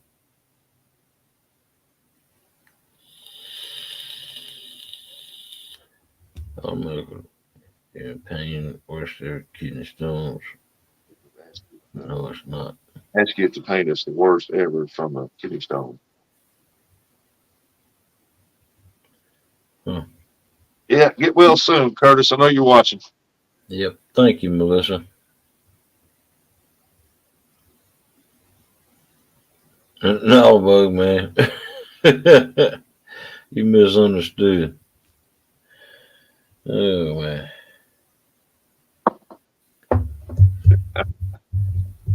Yeah, he thought the doc gave you antibiotics for the gout. Yeah, yeah. You know, if a doc gives you antibiotics for the gout, go see another doctor. No, she didn't know what it was. She didn't. She took an X-ray of it, and uh, she Well, that's didn't see good, Debbie. anything wrong. But she did see some inflammation. You know, so what do you call that? She didn't know if it was gout or if it was some kind of whatever. But she gave me some antibiotics, and that did the job. So it wasn't gout.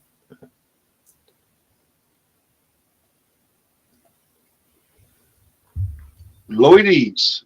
Good afternoon, Lloydies. Welcome in, Lordies, all the way from the UK. UK. Are you Yeah. UK? Okay. UK home rate? Okay. Uh, no. I'm okay. Yeah, y'all dropped the word hog, and Nightbot will drop your link. Right on nerves. Wake back up after nerve blocks in. Uh, Well, I can't wait till the 14th to get this fixed and start the healing process. oh wow. The weirdest thing, man, with them two torn tendons in there, I can move my arm a certain way, and you can hear a pop, pop, pop, Yeah, pop. yeah. And I'm going to reach for something, I forget, and go pop, and I say, oh, Yeah. oh, that looks so bad. Morning, Chad. Chad Thompson. Good morning, Chad Thomas. And And Chad, speaking of Chad, there's the other. Fields for one. yeah. Y'all got to drop them just one at a time, or not about one. There you go, guys.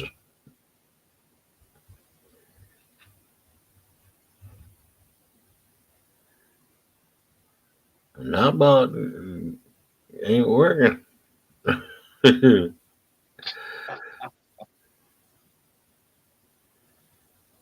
Chad running in packs. Yeah.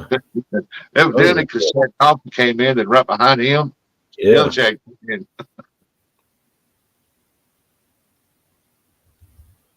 Hey, gum, guys. You done typed hog twice. Not about didn't do it.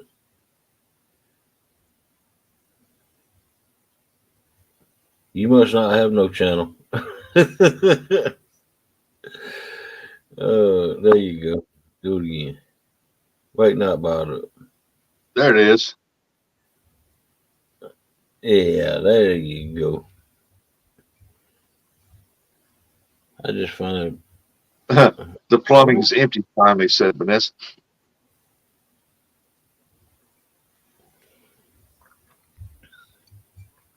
I don't know why hey man, that's crazy to call them stones because they're not stones. They're like little jagged glass coming through there. wow. I remember when American Pickers they did a show on they had a show.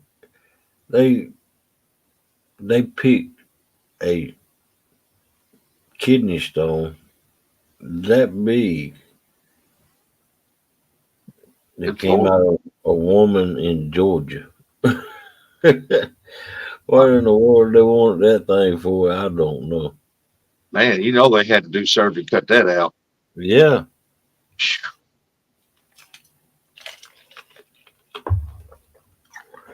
Hog Sir, leg. hog leg would who would go on stage and accept the award if there is a tie between the Boar's Nest and the bait shop? Well, there won't be a tie, and I think Curtis is going to be there, right? Yeah. hmm Curtis and Yeah, uh Curtis said he's going I to go done through there, clapping hands, high fives, and yep, everybody else on the way up. yep.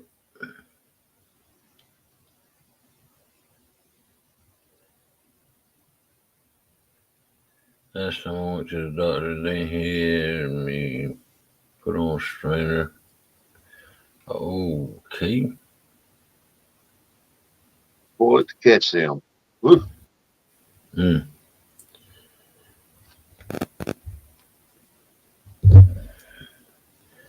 Vanessa Kitty. Wow. You got something wrong with you all the time. I, Yeah. I mean, it's either something you're eating or something you're drinking or something's causing yeah. them. Oh, they're testing the stones to see what caused them. Yeah, there you go. Could have an overabundance of calcium or something. You gotta have something. It's I don't know. I never understood why he had kidney stones.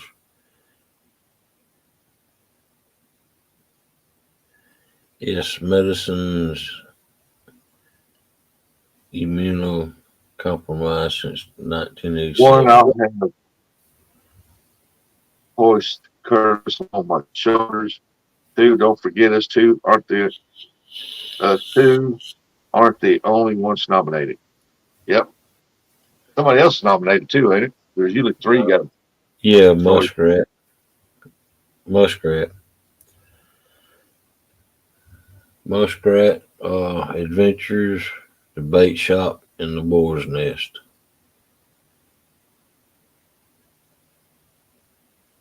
They said, good morning, all. I'm driving and can't chat much. Well, you're chatting up now. Heck yeah! So you got to go in the office today, Fields Board, Sounds like it. in that lonely office. Y'all Dave should B. What's going on, Dave Bosworth? Y'all should see Ted's office. Man, you got a picture Corner, window corner view. office, man, with a view. Yeah. Good morning, Uncle Lou. Uncle Lulu. How you Uncle do? Lou. 32 Weather in degrees. Sioux It's still City, freezing. 32 degrees. Wow. I'm showing 51. I don't know if that's right or not, but It's 61 here. I imagine it's still foggy. Don't get out. Yeah. Hey, guys, you got to type in weather and then your location, and not bot will help. Nope. Nope, he said it's dropping Oh, to precision. yeah. God almighty, how could I forget that? Morning, D. Uh, To fish the ice bowl. Good What's that? I morning, D fishing. Yeah, how could I forget that, man? Phew. think it's more coffee. We have freezing rain through Friday, which began yesterday. Wow. There you go, guys.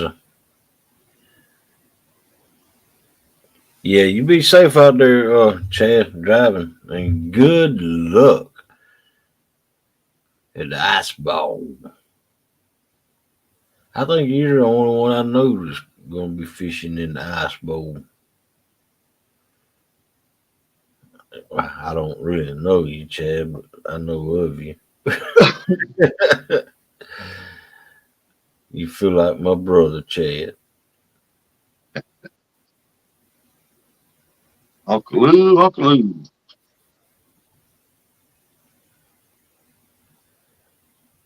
Yeah, y'all be sure to go to over there and vote on the Whisker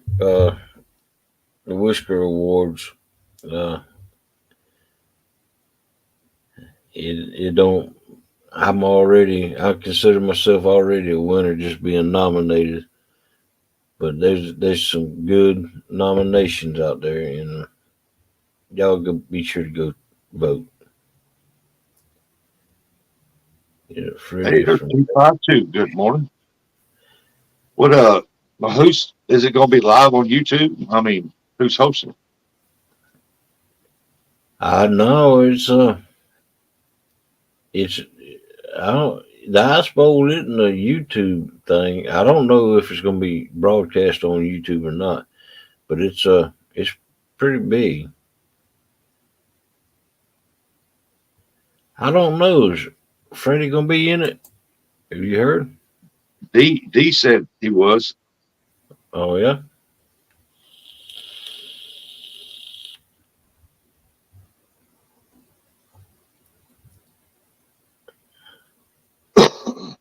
Welcome in 252. But when is Brian B's tournament?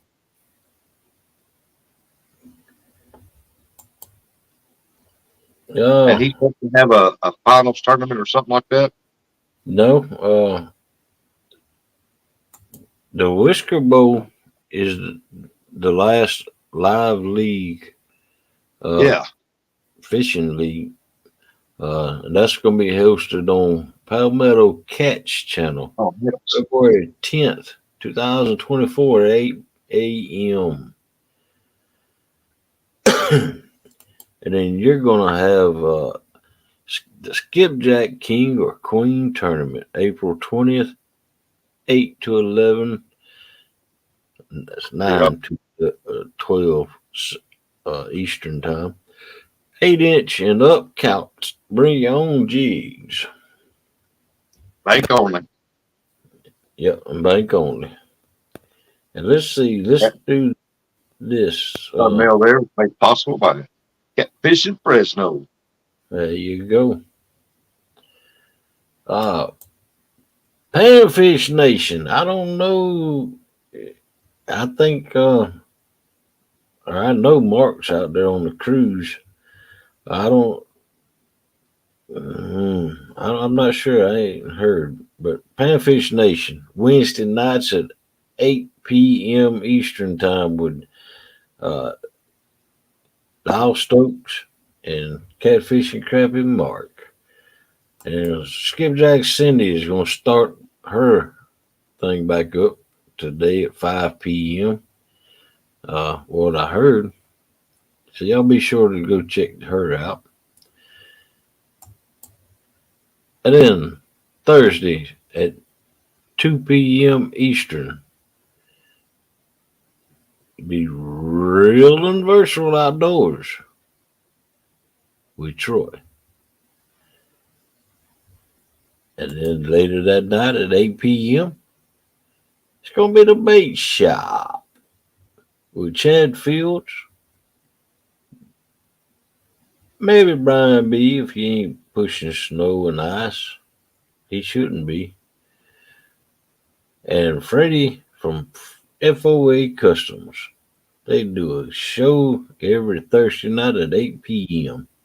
The second best talk show. And then, Chad said Dockery is filling in for Mark. oh, there you go, y'all. Dockery. And then right after the bait shop, no matter if they're through talking or whatever they do over there. 9 p.m. Snagging Night Live with Team Snagging Whiskers. All right. And that's enough right in there.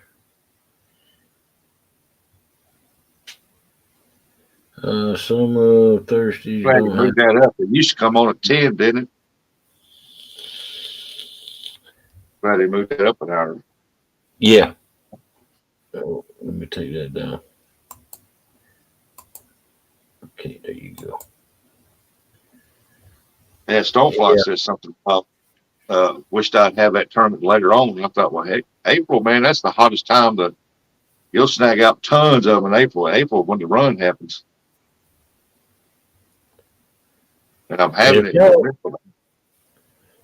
y'all have any tournaments that y'all want me to announce, just send me a thumbnail with the date and time and whose channel is going to be on to hoglegcatfishing@gmail.com, and I will advertise it for y'all. Send the thumbnails to hoglegcatfishing@gmail.com. Just make sure they have the date and the time and whose channel they're going to be on. Yep, I got my thumbnail made up and already posted it for Saturday. So don't tune into that. Yep. See? Just make me a generic thumbnail and I will advertise it for you. You Oh, don't have to. You Uncle don't Lou have said, okay, work's done. Time for a cup of coffee and listen to some PB discussion. Now we kind of let that go there yesterday. Oh man, yeah, Uncle Lou, that was a good subject yesterday. I had the chat rolling. Yeah. Go.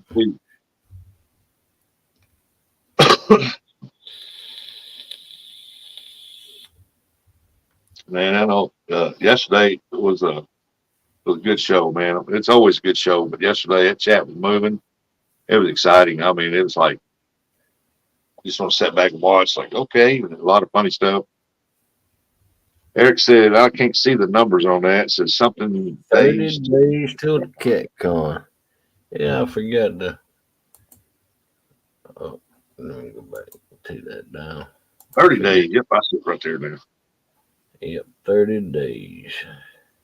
Dang, a month. Catfish Conference, February 23rd and 24th. Be sure to get y'all reservations. Be there or be square. Yep, but don't forget the Well, meetup, Tennessee. Yep, the Gathering 3. the Gathering 3, a YouTube meetup, May 17th through the 19th at Chester Frost Park. There'll be free food and drinks, prize drawings, and fun and games. Lots of laughs.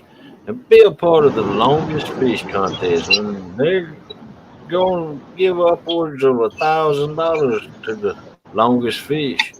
So reserve your campsite early. They go fast. There you go. You see Bugman? He said, Uncle Lou, do not even. I knew that was going to happen because he done got on us once. Hey, morning, Eric.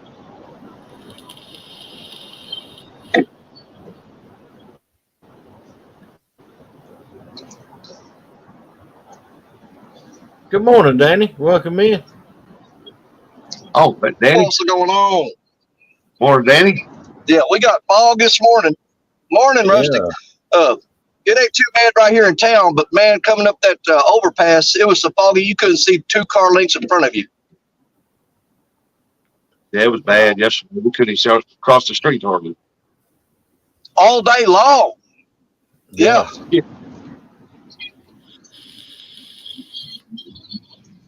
Yes, Stonefly. The chat, we had the chat rolling yesterday with the different opinions. Well, the subject was, does your PB count if you have a guided service? Yeah. Oh.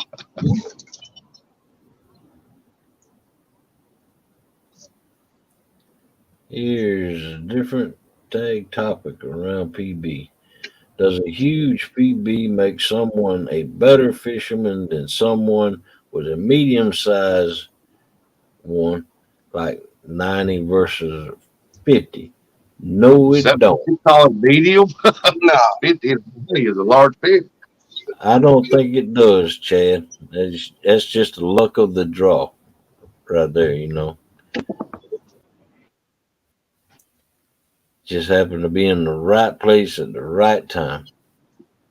yeah. I mean, weather conditions, barometric pressure, all that stuff, man. You can make or break anybody. Yep, exactly. Uh, Never push a boat ashore. Do what you want. Eat your own. That's right. Uh, that's right. Absolutely not. It don't matter. You know, I don't. I don't think of myself as any different with my 53-pound flathead with Micah, whatever his name is. Yeah, he said if not, then why do we have PB shame? I ain't never heard of that one. I mean, I can go out and catch a lot of small catfish. I just ain't hooked into that. Well, I've hooked into some big ones, but I ain't never got them in. It's my fault. But I ain't never landed no big one, get my hands on it, real big ones. Well, I don't know, Chad. You know that's a good question. Why do we have it? Well, when it comes to, let's say, state records, for instance, okay, a lot of times it's not about the fisherman, it's about the fish. Yeah, Because exactly, exactly. I can ask you right now, what's the world record catfish and what it weighed? And you could probably tell me that came from Kerr Lake and it was what, 143? Right, But you exactly. can't tell me, who caught it. Nope, Who caught exactly. it? Who caught it? I don't know. They remember the fish, they don't remember the fisherman. That's right. That's just That's like the true. 111-pound Georgia State Blue.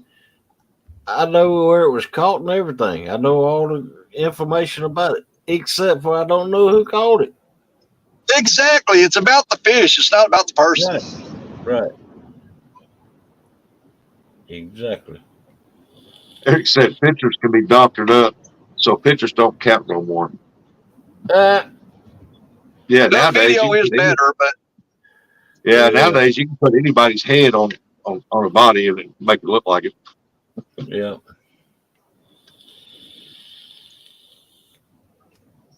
man, if I was standing Yeah, out in front of this truck right now, I couldn't see my toes. but that's going. That's leading into Jeez. if you do something like that, Oh, you don't have any morals, as far as I'm concerned. I mean, Dave said Danny ain't caught a big fish in ages, but he keeps trying. It's been a bit. now joking around, photoshopping, I can understand that. Just joking around, but if you go out there telling somebody that you caught that big fish and you really didn't, I ain't going. You know, you're a liar. I'm Yep. sorry. World record catfish caught in Mekong, Thailand, 646 pounds. Yeah, that's a whale catfish, ain't it? Yeah. No, a Mekong catfish is totally different than a whale's. Ain't that Mekong? Ain't that different colors like catfish, like black and white? Or is that a different one? Well, no, that's a different one.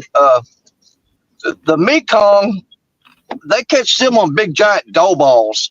They got the weirdest looking mouth. I don't think they're a plankton feeder. I think they do eat like dough balls and stuff. But man, there was a picture of one of them one time. It was like 600 something pounds. Them things are freaking huge. That's right, But Melissa.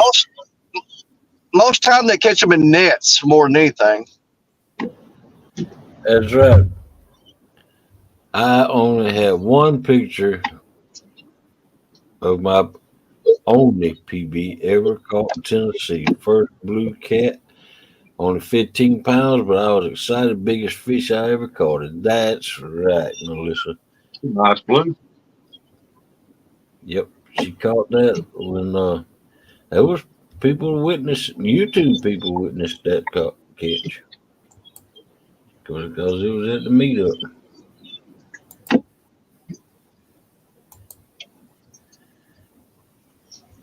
It doesn't. Yeah, she caught it all by herself. It was on the bank. The blue said 600-pound fish of any kind is huge. Yeah. Yeah, I'd hate my boat be pulled up to a 600-pound catfish or any fish, especially my boat. Yeah, Melissa said it was fun. I giggled like crazy. that picture right there, you can. Oh man, it was hard Hey, for her to make that. when I caught my 25.5 pounder, I was so excited. I had the game warden stand there and I had him taking pictures. Wow, it's not. That's what PB stands for. Personal best. It's not. It's not a competition. It shouldn't be a competition, but you know, we seem to, or certain people seem to act like it's a competition. But that's Well, your to me, PB. yeah, to me, a PB, that's a personal competition you have with yourself to Right, try to do exactly. better than the last one you did. It ain't about beating somebody else. It's about trying to get one bigger than the one you just caught. You know what I'm saying? Right, exactly. That's why it's personal.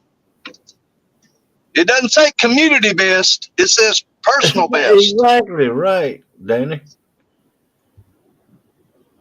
That's what all the tournaments on here is for. See, catching big fish. And I look at it like when we have these YouTube tournaments, it's supposed to be in fun. That's what J Dog tried to make uh, the people understand. Fishing is fun. Bring fun back into fishing. Don't let it be a competition all the time.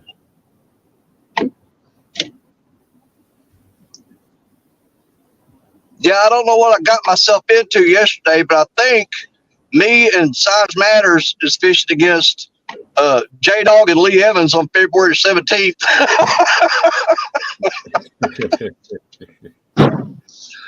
Because I don't say guided best is personal best. Hey, that's what the topic was about yesterday, man. And I say if everybody was the same in the world, what a boring world this would be.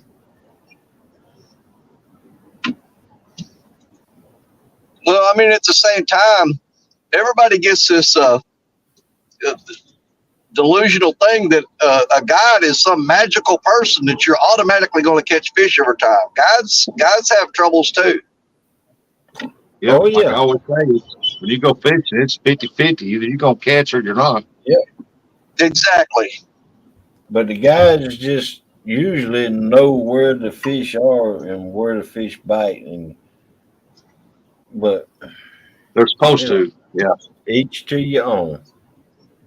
I'm trying not to get that started back up again. This is always cheer you all on for your catches because y'all are true fishermen. Hey, Yep. dog and outdoors. He said, not again. No, it's something. We ain't talking about that, but we're just talking about big fish in general.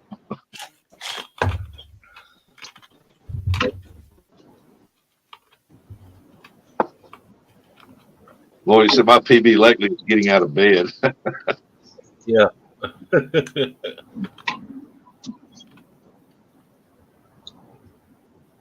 Uncle Lou said, not unless you tell the guys where you're fishing. Then he Hey, ain't I'm too not much fishing of a over there. guy. We're going to do it here. And he ain't too much of a guy, is your Uncle Lou. If you can, hey, I'm gonna go with you on guided charter services, but I'm gonna tell you where I want to fish. That don't make no sense. Why you going on a Well, guided tour basically, then?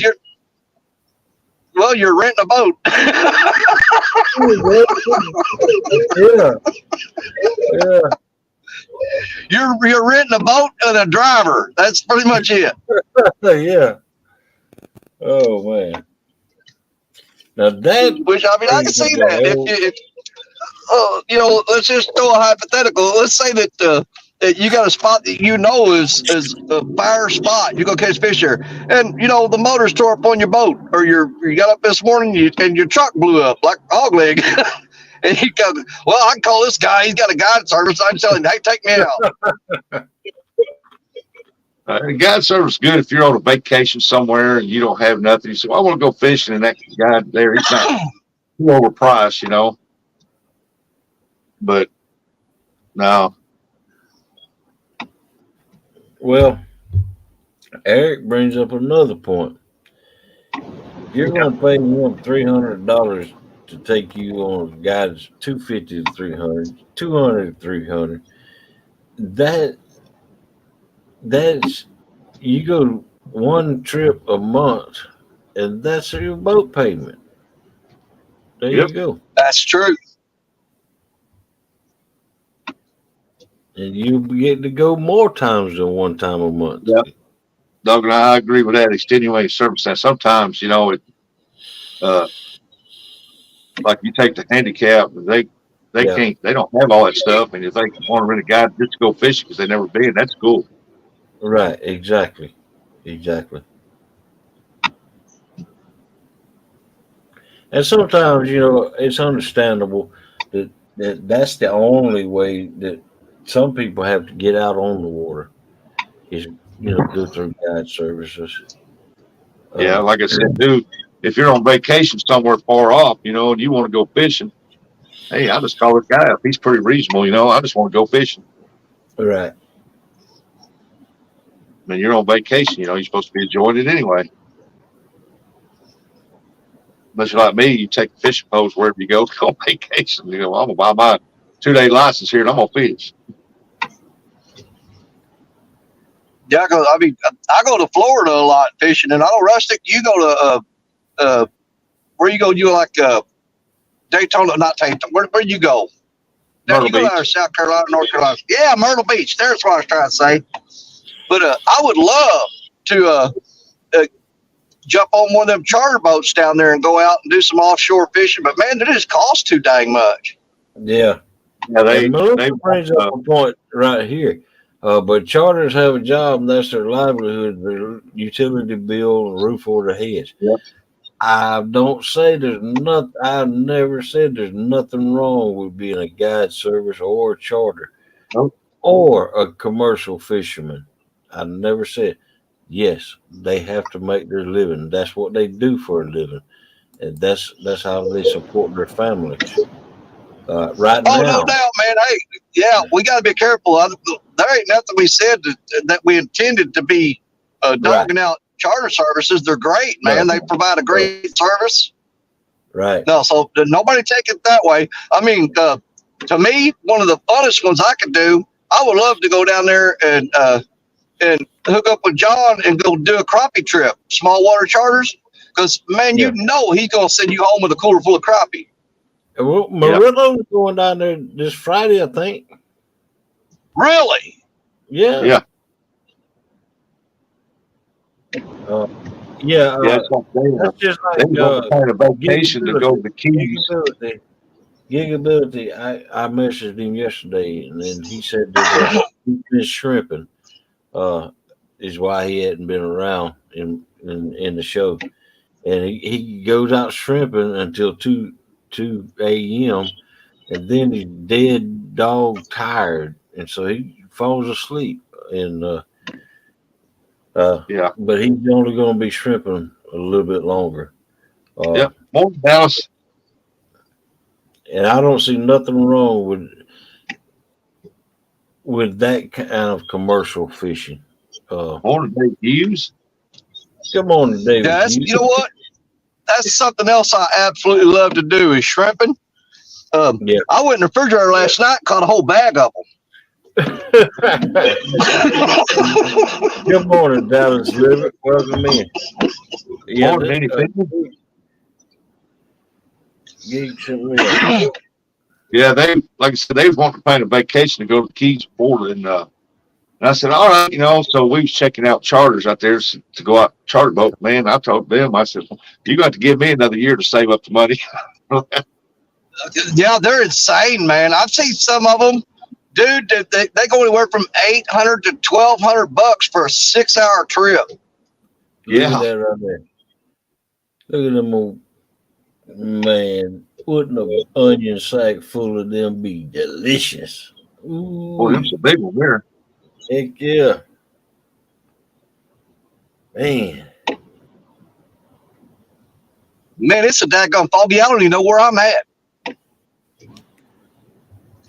Eric said, I don't eat fish, just saying. Oh, mèLîSSà don't eat fish unless it's from Long John Silver's or Captain D's or something like that.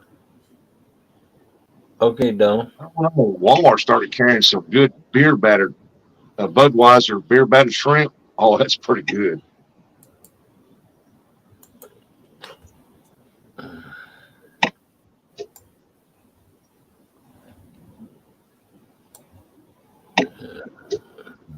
Pull my email. Okay, pull my email up.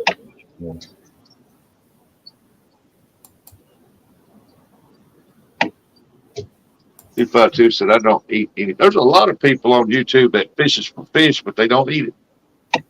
Yeah. They just catch them. Morning, Jello. Good morning, Jello. Welcome in. This comes from Donald Knight Sr. right here.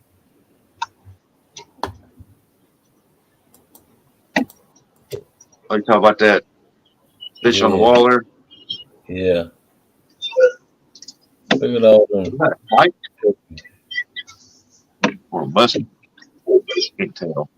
I know it's got teeth. Pike. I ain't never caught that. I ain't never caught Whatever it is, I don't want to get bit by it. Good morning, anything possible. Welcome in. Jello said, morning, hog leg, rustic, Danny. Good morning. Rustic, have you ever been up to Duck Creek and tried to catch any of those pike up there? They tell me those things are getting freaking huge up there. Are you talking about them hybrid bluegill or pike? Oh, pike? Oh, there's pike in there. I've never caught no pike in there. Well, they say there's some giant ones in there, man. I may go try that this year. I've caught a lot of huge property out of there. Oh yeah, there's monsters in there. And there are also the big old 1 pound better bluegills in there. Oh yeah. But I don't know pike in there. I've never tried for them. Yeah, there's guys go up there and throw top water chatterbaits and stuff like that and just lay them things out, man. I might have to go try that. Curtis Cunningham says, so who watched Ed Evans ice fishing yesterday? It was pretty cool. I missed it. Don't spoil it for me. Yeah. I'm going to watch that tonight. Morning, staying 3. Morning, Donald Knight. He said, white freaking road here or something. Yeah. Yep. He said, white spinnerbaits. Okay. Yeah, I love throwing white spinnerbaits. I catch a lot of bass on them. Oh, Stan. Man, I can't find the road. What's the big topic today? Well, it's kind of like leftovers. Yeah, I hope you like leftovers. I think that's the Listen, road. I'm gonna turn. I'm not line up in the ditch. Oh, there we go. Yeah, it's yeah, that was a good topic yesterday. It was a heated topic, but Dallas said it looked cold to him.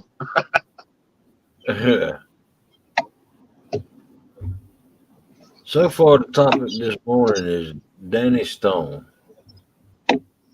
Yeah, you ain't got much to talk about right now. Yeah, he's driving the white seat over the truck. Can't see where it's going. Yeah. I'm telling you. Well, I ain't far from work now, but man, these curves. I'm driving probably about 25 miles an hour. It don't look like it, but I am. It's sketchy, guys.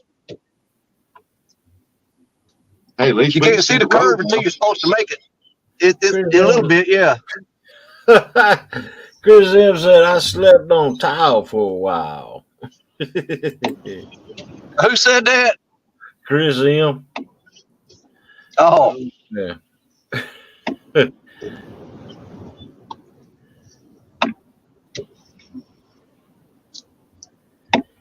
Yeah. Eric said he's in the same situation, Danny. yeah. Yeah, that fog, man, it covers 3 or 4 states right now. Yeah.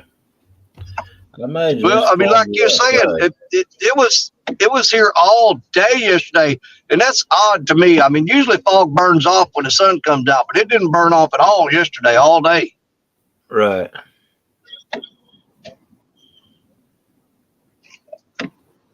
But you know, you went from real cold temps to warming up. I mean, you're gonna get a lot of fog. Yeah. Yep. Man, it's getting chilly up in here. Yeah, see, because I got my wipers on because it's not raining right now. That's just the fog condensing on the windshield. Yeah. Yeah. I hate it when it's like that too.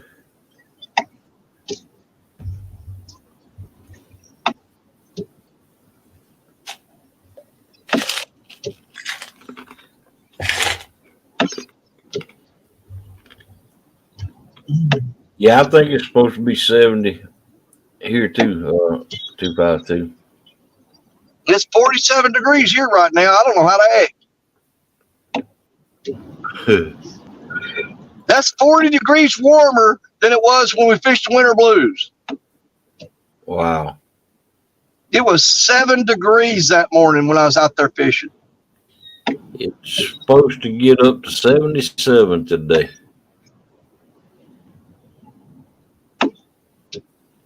But it's going to be cloudy. Possible chances of rain.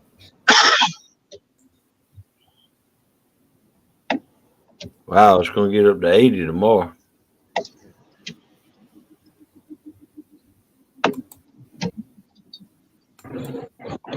Good morning, Chad. Welcome in. What's happening, y'all? We're watching you heading to the ice bowl. There we go. Trying to turn you up as loud as I can. I'm driving through the pouring rain. Wow. Hey, come on, Dad.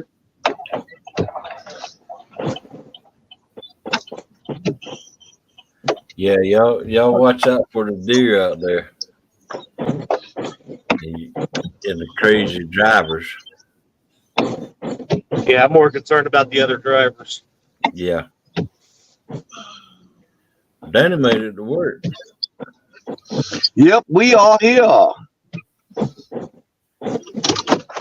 yeah, PA trapping and outdoors. On a PA. The only reason I came up was I knew Danny was coming off of it. Well, yeah, you got my back, right? That's right. All right, Chad, you jump in here for me. I got to jump out. Hey, you guys have a great day. Hogleg, Rustic, it's great seeing you. Chad, whatever. And love you guys in chat. We'll see you later. Oh man. Bye, everybody. Welcome in, Kelly Bullock. Danny. Kelly Bullock said, "Where you heading, Chad?" He going to the ice bowl. Yeah, I'm heading out the curve. 11, what is it? About 10 and a half, 11-hour drive. Bugman says, "Dang, I must have dozed off and woke up to the sexy hour."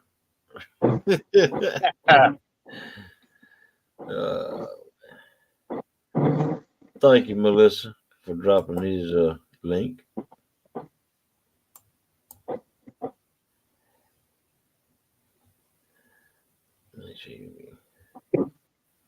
Eric says, "Make sure you be careful with Miss D's boat."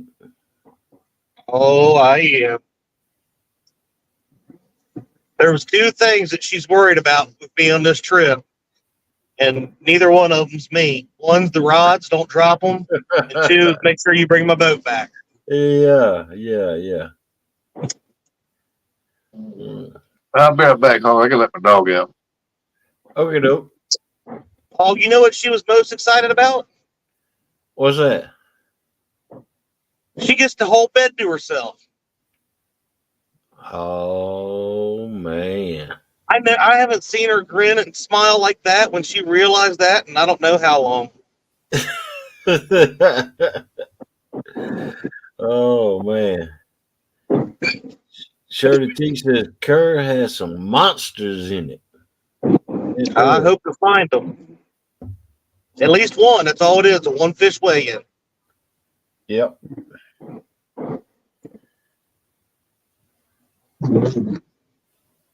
Bugman says, "So who are you meeting?"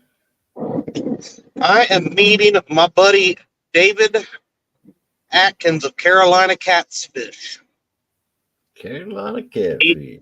He asked me last year if I would fish it with him, and I told him yeah. Why not? Oh, Stan 3. Man, if Chad was the first thing I saw, I'd be happy too to have him all to bed to all myself. Oh, wow. You all are so sweet. And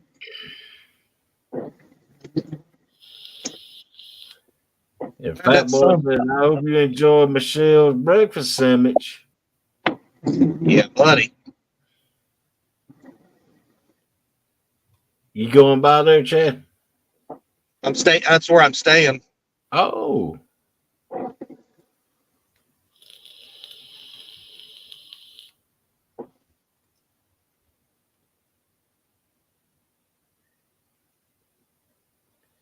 D said,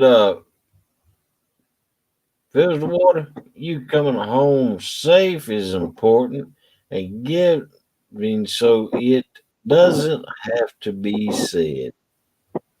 Oh, how sweet. Oh, D loves you. different person in public. Okay. She even smacked me, guys, before I left. I mean, it was on the button said, go get him, boy, but still. Good morning, Randall Rhino Outdoors. Hey, she loves you, Chad, and you know it.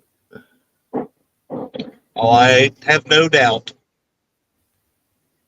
If she didn't, well, one, she probably wouldn't have me around. But she wouldn't spoil me like she does either. That's right. Double Hook Angling, welcome in. Stan 3 said, "Good luck, Chad, this weekend." Thanks, buddy. No, I figured I would jump up here because I kept wanting to chat, but then I'm like, no, it's pouring rain and I'm driving, so. Yeah, you be careful out there. I'm glad. I'm definitely.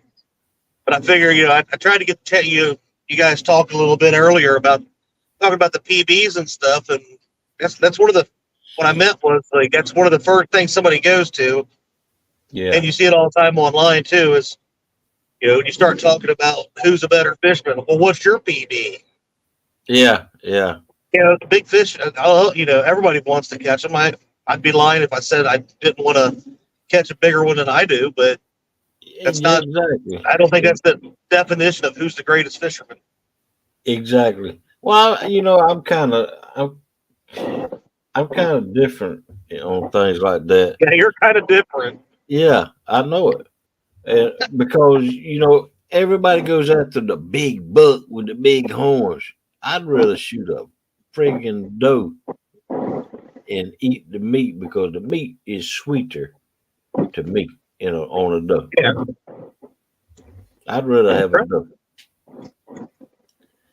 And so with that being said, I'd rather have a bunch of good eater sized fish. Because I eat fish, See, fish are like Pokemon to me. I want to catch them all. Yeah, me too. It don't matter. Of course, I like catching the big ones, but I've only caught a few in my life, Well, I mean, it's like you have flathead you caught, right? It was a big one. Yep. 53 Way pounds. bigger. I mean, I've got a good sized PB for a flathead. Don't get me wrong. Nowhere near what you got. But does that make you a better fisherman? Absolutely not. Because we all know I am the greatest. Well, you got a bigger blue than I got. I got a bigger what? A bigger blue. Keep left on I-75 south. Bigger boat. A bigger blue. Catfish.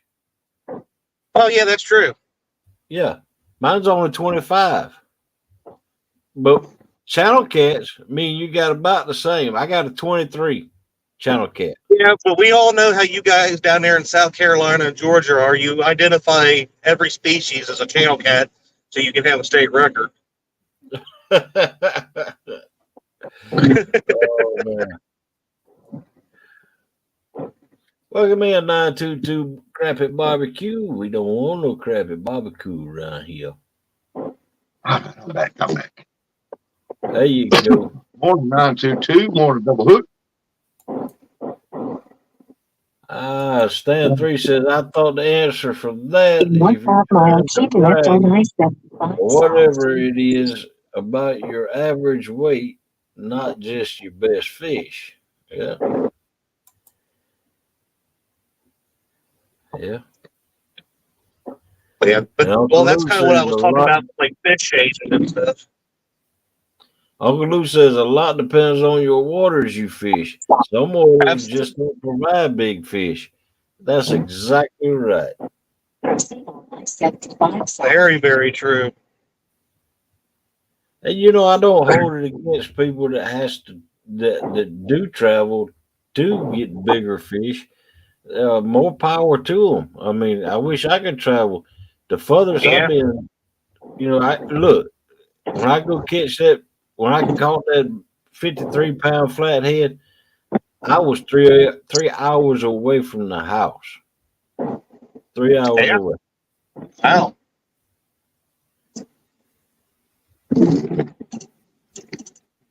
When I could have got, I caught that 53-pound catfish on the Altamaha River, 3 hours away from the house. When I could have got to the Altamaha River, an hour and a half away from the house.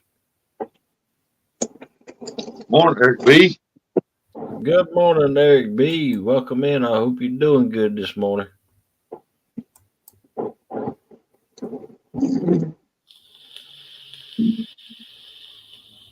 But it's like anything. You all talking about pictures. Pictures don't count, right? Didn't even work. Cause that's the other thing I was talking about is about the shaming people. And don't get me wrong, there's plenty of people that add 5 to 15 pounds just like the camera does, but if they're happy with it, they're happy with it. Whatever. Yeah, exactly.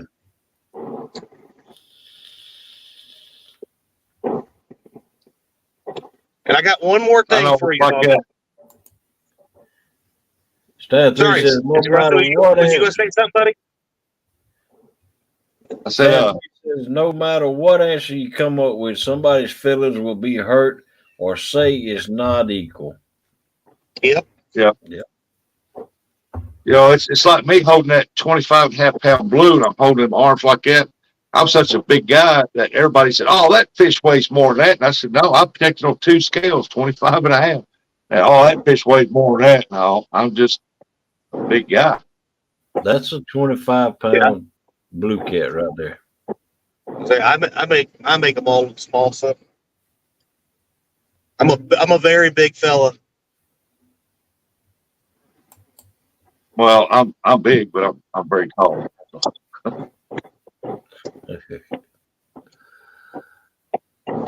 But I made that fish look smaller, and everybody thought, "Man, that fish got way more than that." No, it's 25.5, 2 scales, don't lie. Yeah. Flathead is 34 pound, channel 12. My flathead is 53, my channel is 23, and my blue is 25. What's your crappie down to, dude? What's your biggest crappie? Ah! See, I think all those are respectable. I mean, I'm obviously still a better fisherman than you because I have 2 out of 3 bigger than you. But, you know, I am one of the most controversial things on YouTube right now, so I gotta keep it going. Well, I would have to agree with you. You're very controversial. Hey, Eric said that is worth more than anything fish to me. Spending time with great people, even Chad. That's right. Oh, 19 1 3/4, 16 inch. Yeah. My biggest crappie is 2 3/4 pound. It was 19 inches.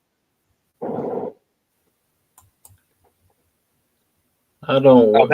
Jello says I don't weigh many fish. Never had. I just know I caught caught it, and that's good for me. It's fun for me to me. Yeah. I like 15 inch. That's the way I am, and unless I catch one that is close to my BP, I don't weigh it.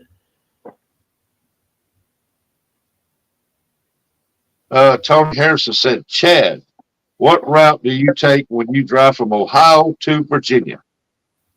Well, one, I don't come from Ohio. Yep. Because that's the wrong side of the river. That's where Curtis lives, and they put an entire big river in between us to keep us separated. But usually, I would come out. I guess it's 64 east until you get out there. I think it's 85 or something. I'm taking a different route this time, just because I'm hearing that this will make it adds a half an hour to my trip this way to go down through Knoxville and across, but it's less mountains that I have to go through. And coming through the mountains of West Virginia and Western Virginia, it's very curvy and hilly and no guardrails. So if there's any snow or ice in the mountains, I didn't want to hit it.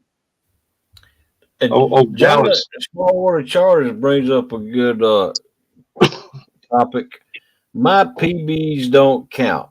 They were caught from a charter boat. Now, does a guide PB count? If he's out fishing for himself. Yes, I don't know.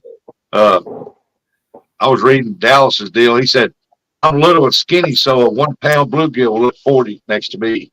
0.7. Curtis Cunningham wants to know, do you take I-70, Chad? Are blues hard to stop and get to survive in natural lakes? As long as there's plenty of food in there, they'll thrive. To me, whoever would you say, Eric? Usually, I take the double A out by J-Dog's house all the way to 64, and then whatever that turns into over in West Virginia.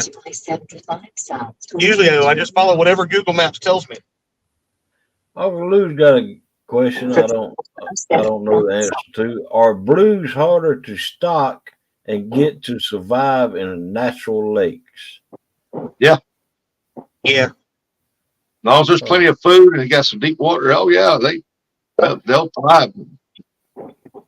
It's like over our lake up here at Wappapello. If they catch you putting a blue in there, oh my God, man, they're gonna get you. They don't put them blues in there. Here's what I don't know. So I'm not sure if how it works. So, the lake that like Ryan Bort's fishes down by his house, Taylorsville Lake. My understanding is when they stock them in lakes, in order for them to thrive, they have to continue to stock them because they cannot reproduce in lakes like Taylorsville Lake. I don't know why. I don't understand how they can't. But something about maybe the flow of water like they have in a river where when they dig out a hole and lay their eggs, they don't have that. Maybe something's eating them. But they have to continuously stock Taylorsville Lake with blues to keep them in there, is what I've been told. So I don't know if that's every lake or not. Okay, 922, thank you for coming in, and you have a good day. Here's my question. Double Hook says, here's my question.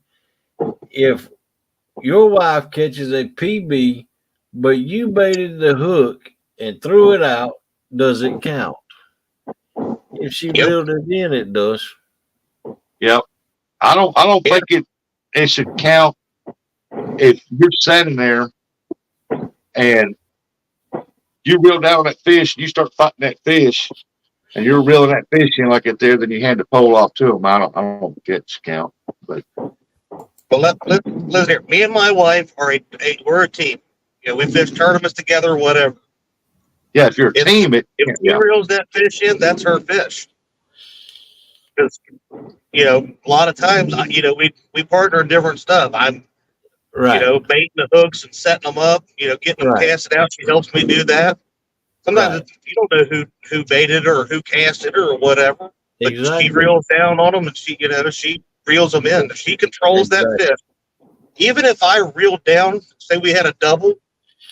So I grab the other one and she takes that rod after I reel down on it. If she handles that fish and gets it in, absolutely, that's her fish. Yep. Dave Osler says, what if you caught it on a boat lender charter?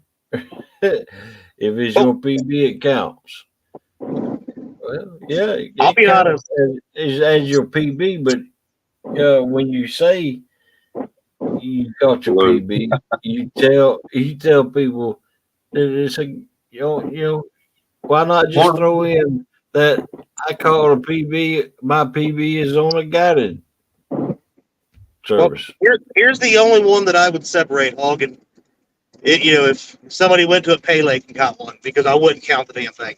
But no. I get the whole charter conversation. It is, an interesting topic. And you do have a, maybe a better chance some days. But you can't make the fish bite. And it's just like, that'd be like me I can't remember if it was Eric or Curtis that caught their PB with me, or all those people that went out with J-Dog and the 30 people that's caught PBs with him. Yeah, they didn't pay him, but he fishes those areas a lot. He has a good idea. It'd be kind of like going with a very skilled tournament angler that knows a lot about their area to fish. I can't say that I would separate it. So, right. Well, again, just like my wife, that conversation. If they reel down and caught the fish, that's their fish. Yeah, be happy for them.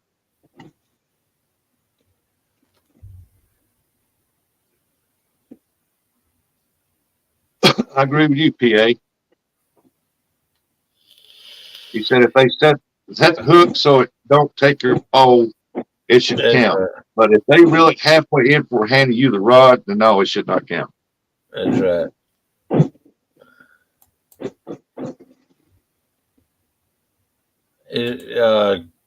Curtis Cunningham said it's like when you were kids catch fish. See, it's the kids' fish, but it's really your fish. You did 90% of the work, just being nice, a bigger man, and giving credit to someone else. Amen. Yeah. Yeah. Now, That's don't get me called. wrong. My wife catches a state record or a world record. I'm helping take credit for that fish, just like Daryl from Trophy Seekers has been with that Hundo 5, 101.5. Yeah. Trust me, I will be all kinds of like Daryl if that ever happens. Double Hook says paid lakes, no way. But if you reeled it in on a charter, it should count as your PB. That's exactly right. That's your charter PB. Why not throw in that charter PB? You didn't want nobody to know it was a charter you caught your PB on? Let it be known. Stand up for your BP. Be proud of it. Yeah. I know several people on YouTube that they don't make their own hooks, they don't throw the poles out, but when the pole goes down, they'll go up there and reel the fish in. Maybe they don't want to get their hands on it, bait, don't touch it. Look, listen here, Rustic. Just because my wife baits my hooks, yep. Bait's icky, okay? All right, Chad. Don't judge me. Don't be a Daryl. Yes, dear. I'm saying a lot of good that. Melissa says, but y'all are like a bunch of brothers and sisters, loving each other, but fussing like 10 Tom cats. Let's lose together. Love it. Yeah.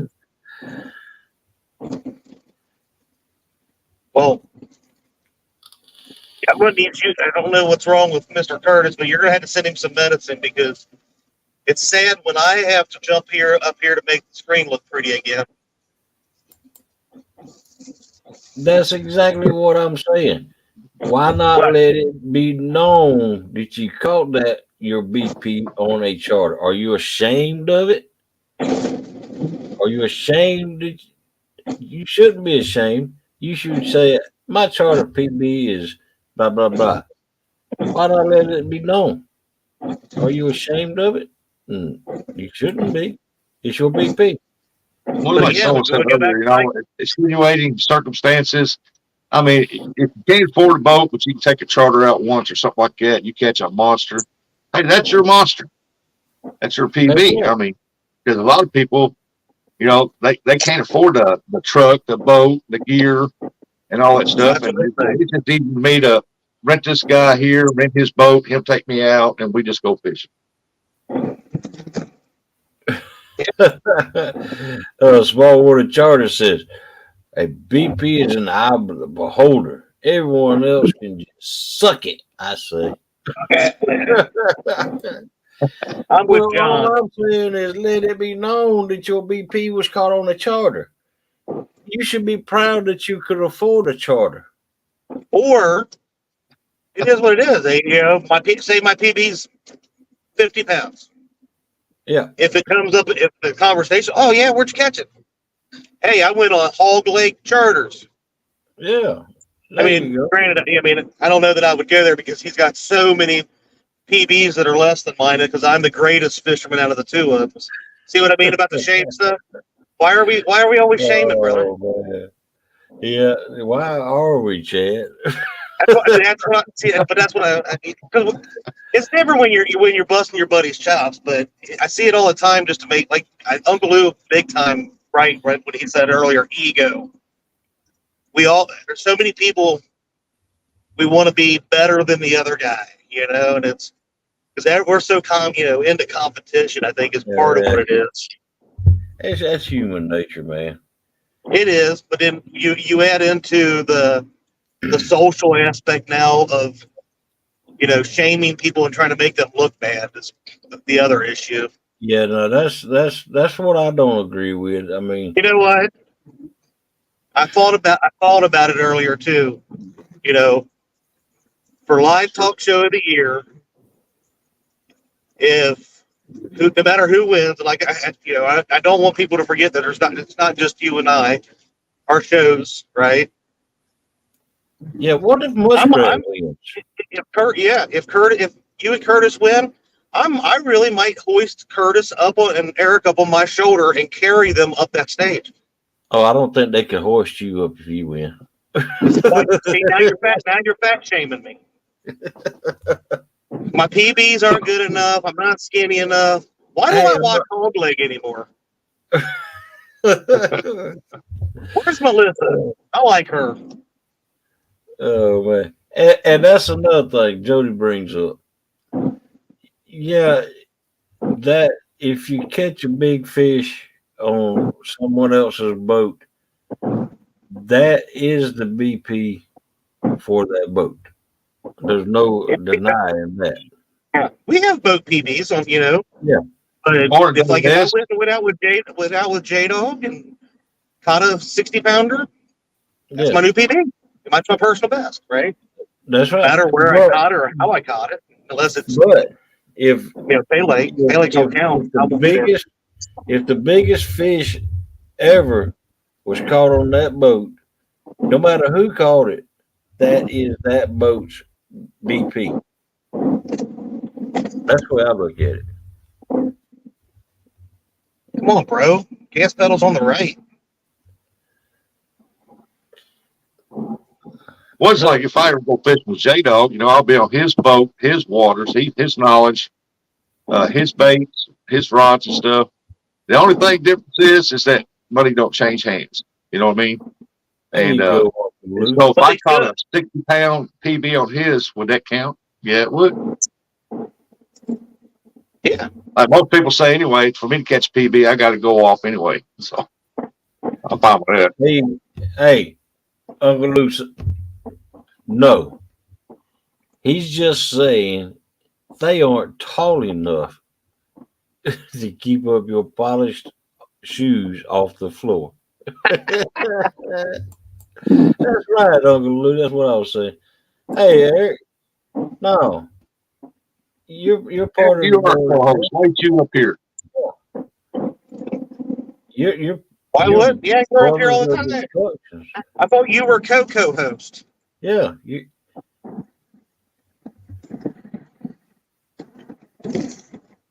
I just like to fish. Yeah, I do too.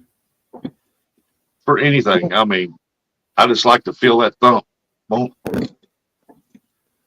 We don't keep track of boat BP, but boat record for most fish. Well, see, that's what my boat name is. Right, Charlie. I had to change my name of my boat. When I got my boat, I went through all this ceremonial stuff, to change my boat. Because you know what the name of my boat was when I got it? Boy. Better luck next time. Oh, man.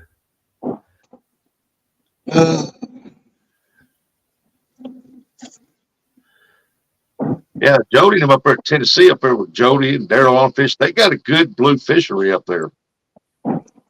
Yeah. And a good flathead fishery. I mean, that's good fishery. You get down here, our waters are so opened up, it's unreal. And it's like trying to find a needle in a haystack.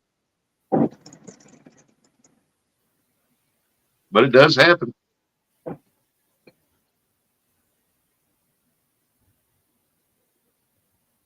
Dallas said better luck next time. Small Water Charter says my BP on the boat is 10.6 pounds. Client's biggest is just 7.8. Well, that's a nice size bass now. Thanks. Yep. if I ever, like I said, if I can ever get down there and they let me for work around there, I might to go out there, John. That's when I was a kid. That was one of the things I used to love to watch was the Bass Masters tournaments, and for some reason Lake Okeechobee, they used to fish it a lot, and I loved watching it. That was the one bass lake that I always wanted to go fish, and I've never been huge on bass fishing. Curtis Cunningham. Yeah, I know it's bad luck. That's why I went through all the ceremonial stuff to change. Yeah, you have to go through a certain ceremonial service to change your boat. Then it's not supposed to be bad luck. Stan 3 says, if you're trying to prove your skill, go after the trophy-sized, oh, he jumped on me, fish in your area. Yeah. Yeah, but if you got the boat and the fancy electronics and the spot lock trolling motors and stuff like that, yeah, go after the biggest fish in your area. Because you should be able to locate them with that stuff. I mean, I'll try to. I'm trying, but I'm still nowhere near J-Dog's level. Even with my fancy equipment. Someday I hope to be able to afford that fancy equipment for mine. That's for sure. I'm getting there though, slowly but surely. BP equals personal best. BP equals big peanut. Like the Gators.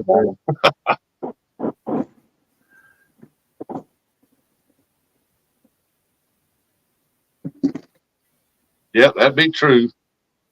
I've caught plenty of fish. Yeah, as long as I go out and I catch a bunch of fish, I'm happy. I used to fish out of a 16-foot John boat, no electronics, well, for crappie, and man, I'd come in and I'd have a bunch of big crappie. And people were like, where are you catching them things at? Out in the waters.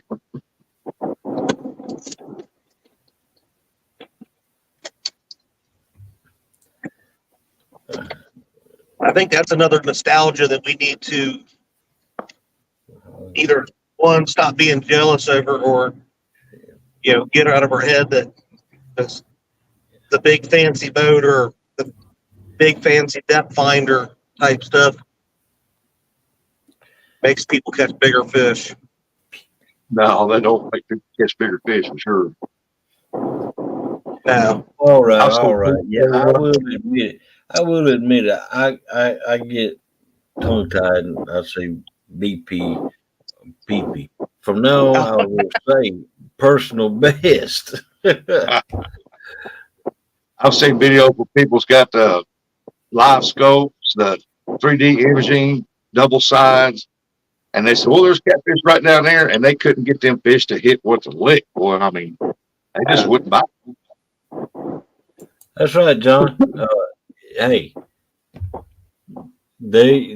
John says they've outfished those big fancy boats all the time. That's a good feeling. That is, I agree with you 100% on that, because I got a 1969 boat, tri-hull boat, and when I go out and I fish better and more fish you caught on my boat than my buddy's boat or anybody's, that gives me a good feeling, Yeah. Dog and I got that same one that Max DI4. I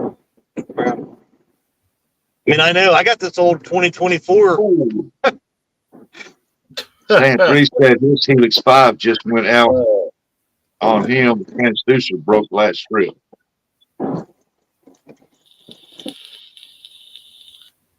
Yep, that's what I use mine for mainly, Jody, is I finally got one. That one there shows water temp too, but I just used to see where the structure's at and the slope.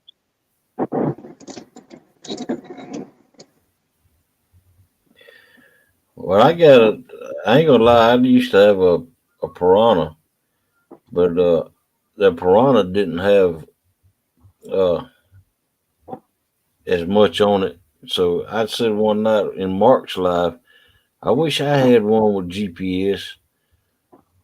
And next thing I know, old Fracture Fix sent me a Hook 9. Oh, nice. Yeah, Fracture Fix is a good guy. yeah. Yeah. Yeah, John, I believe that everybody should have a better motor than what their electronics are, because you got to make sure that motor gets you back. And thanks to Uncle Lou, I now own a Minn Kota Copilot. Nice. Yeah. He's a sweetheart.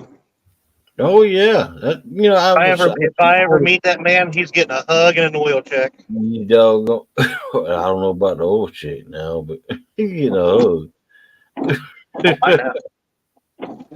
If y'all want to check out some good and reasonable depth finders, stuff like that, go to grizzlyjig.com.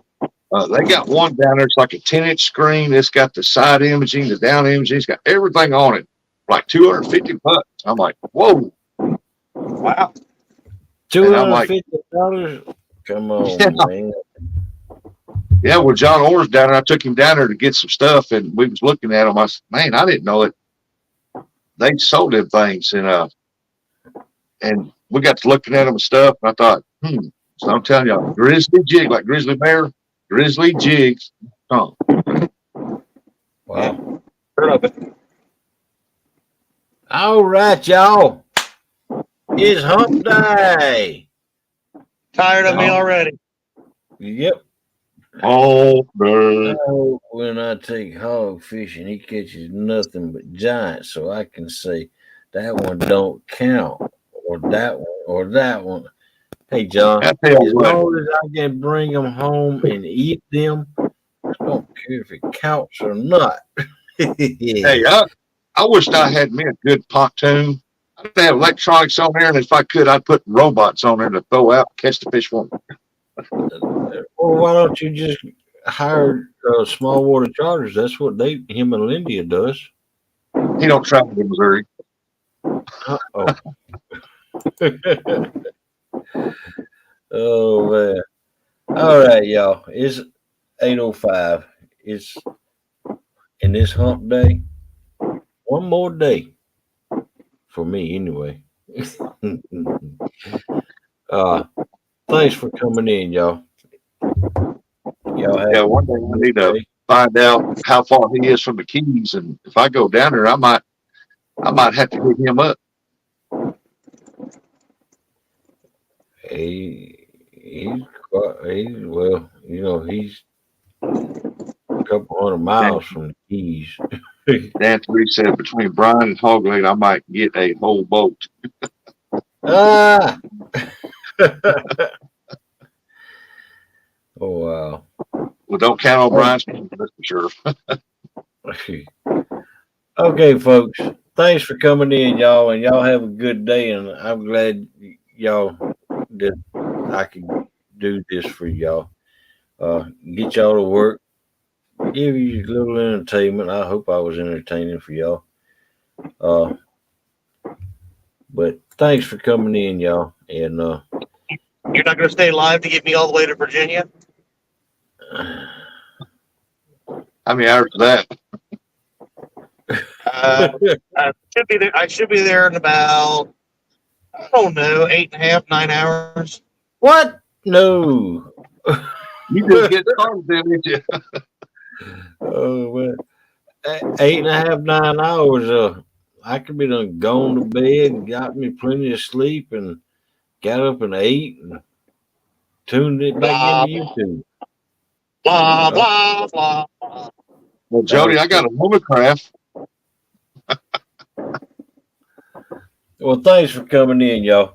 And like I always say, give the good Lord above thanks for another day, because he don't owe you jack. Like Melissa always says, tell somebody you love them today, because it'll help them out and it'll most definitely help you out. And like OKP used to always say, look up. Deuces, y'all. Yep.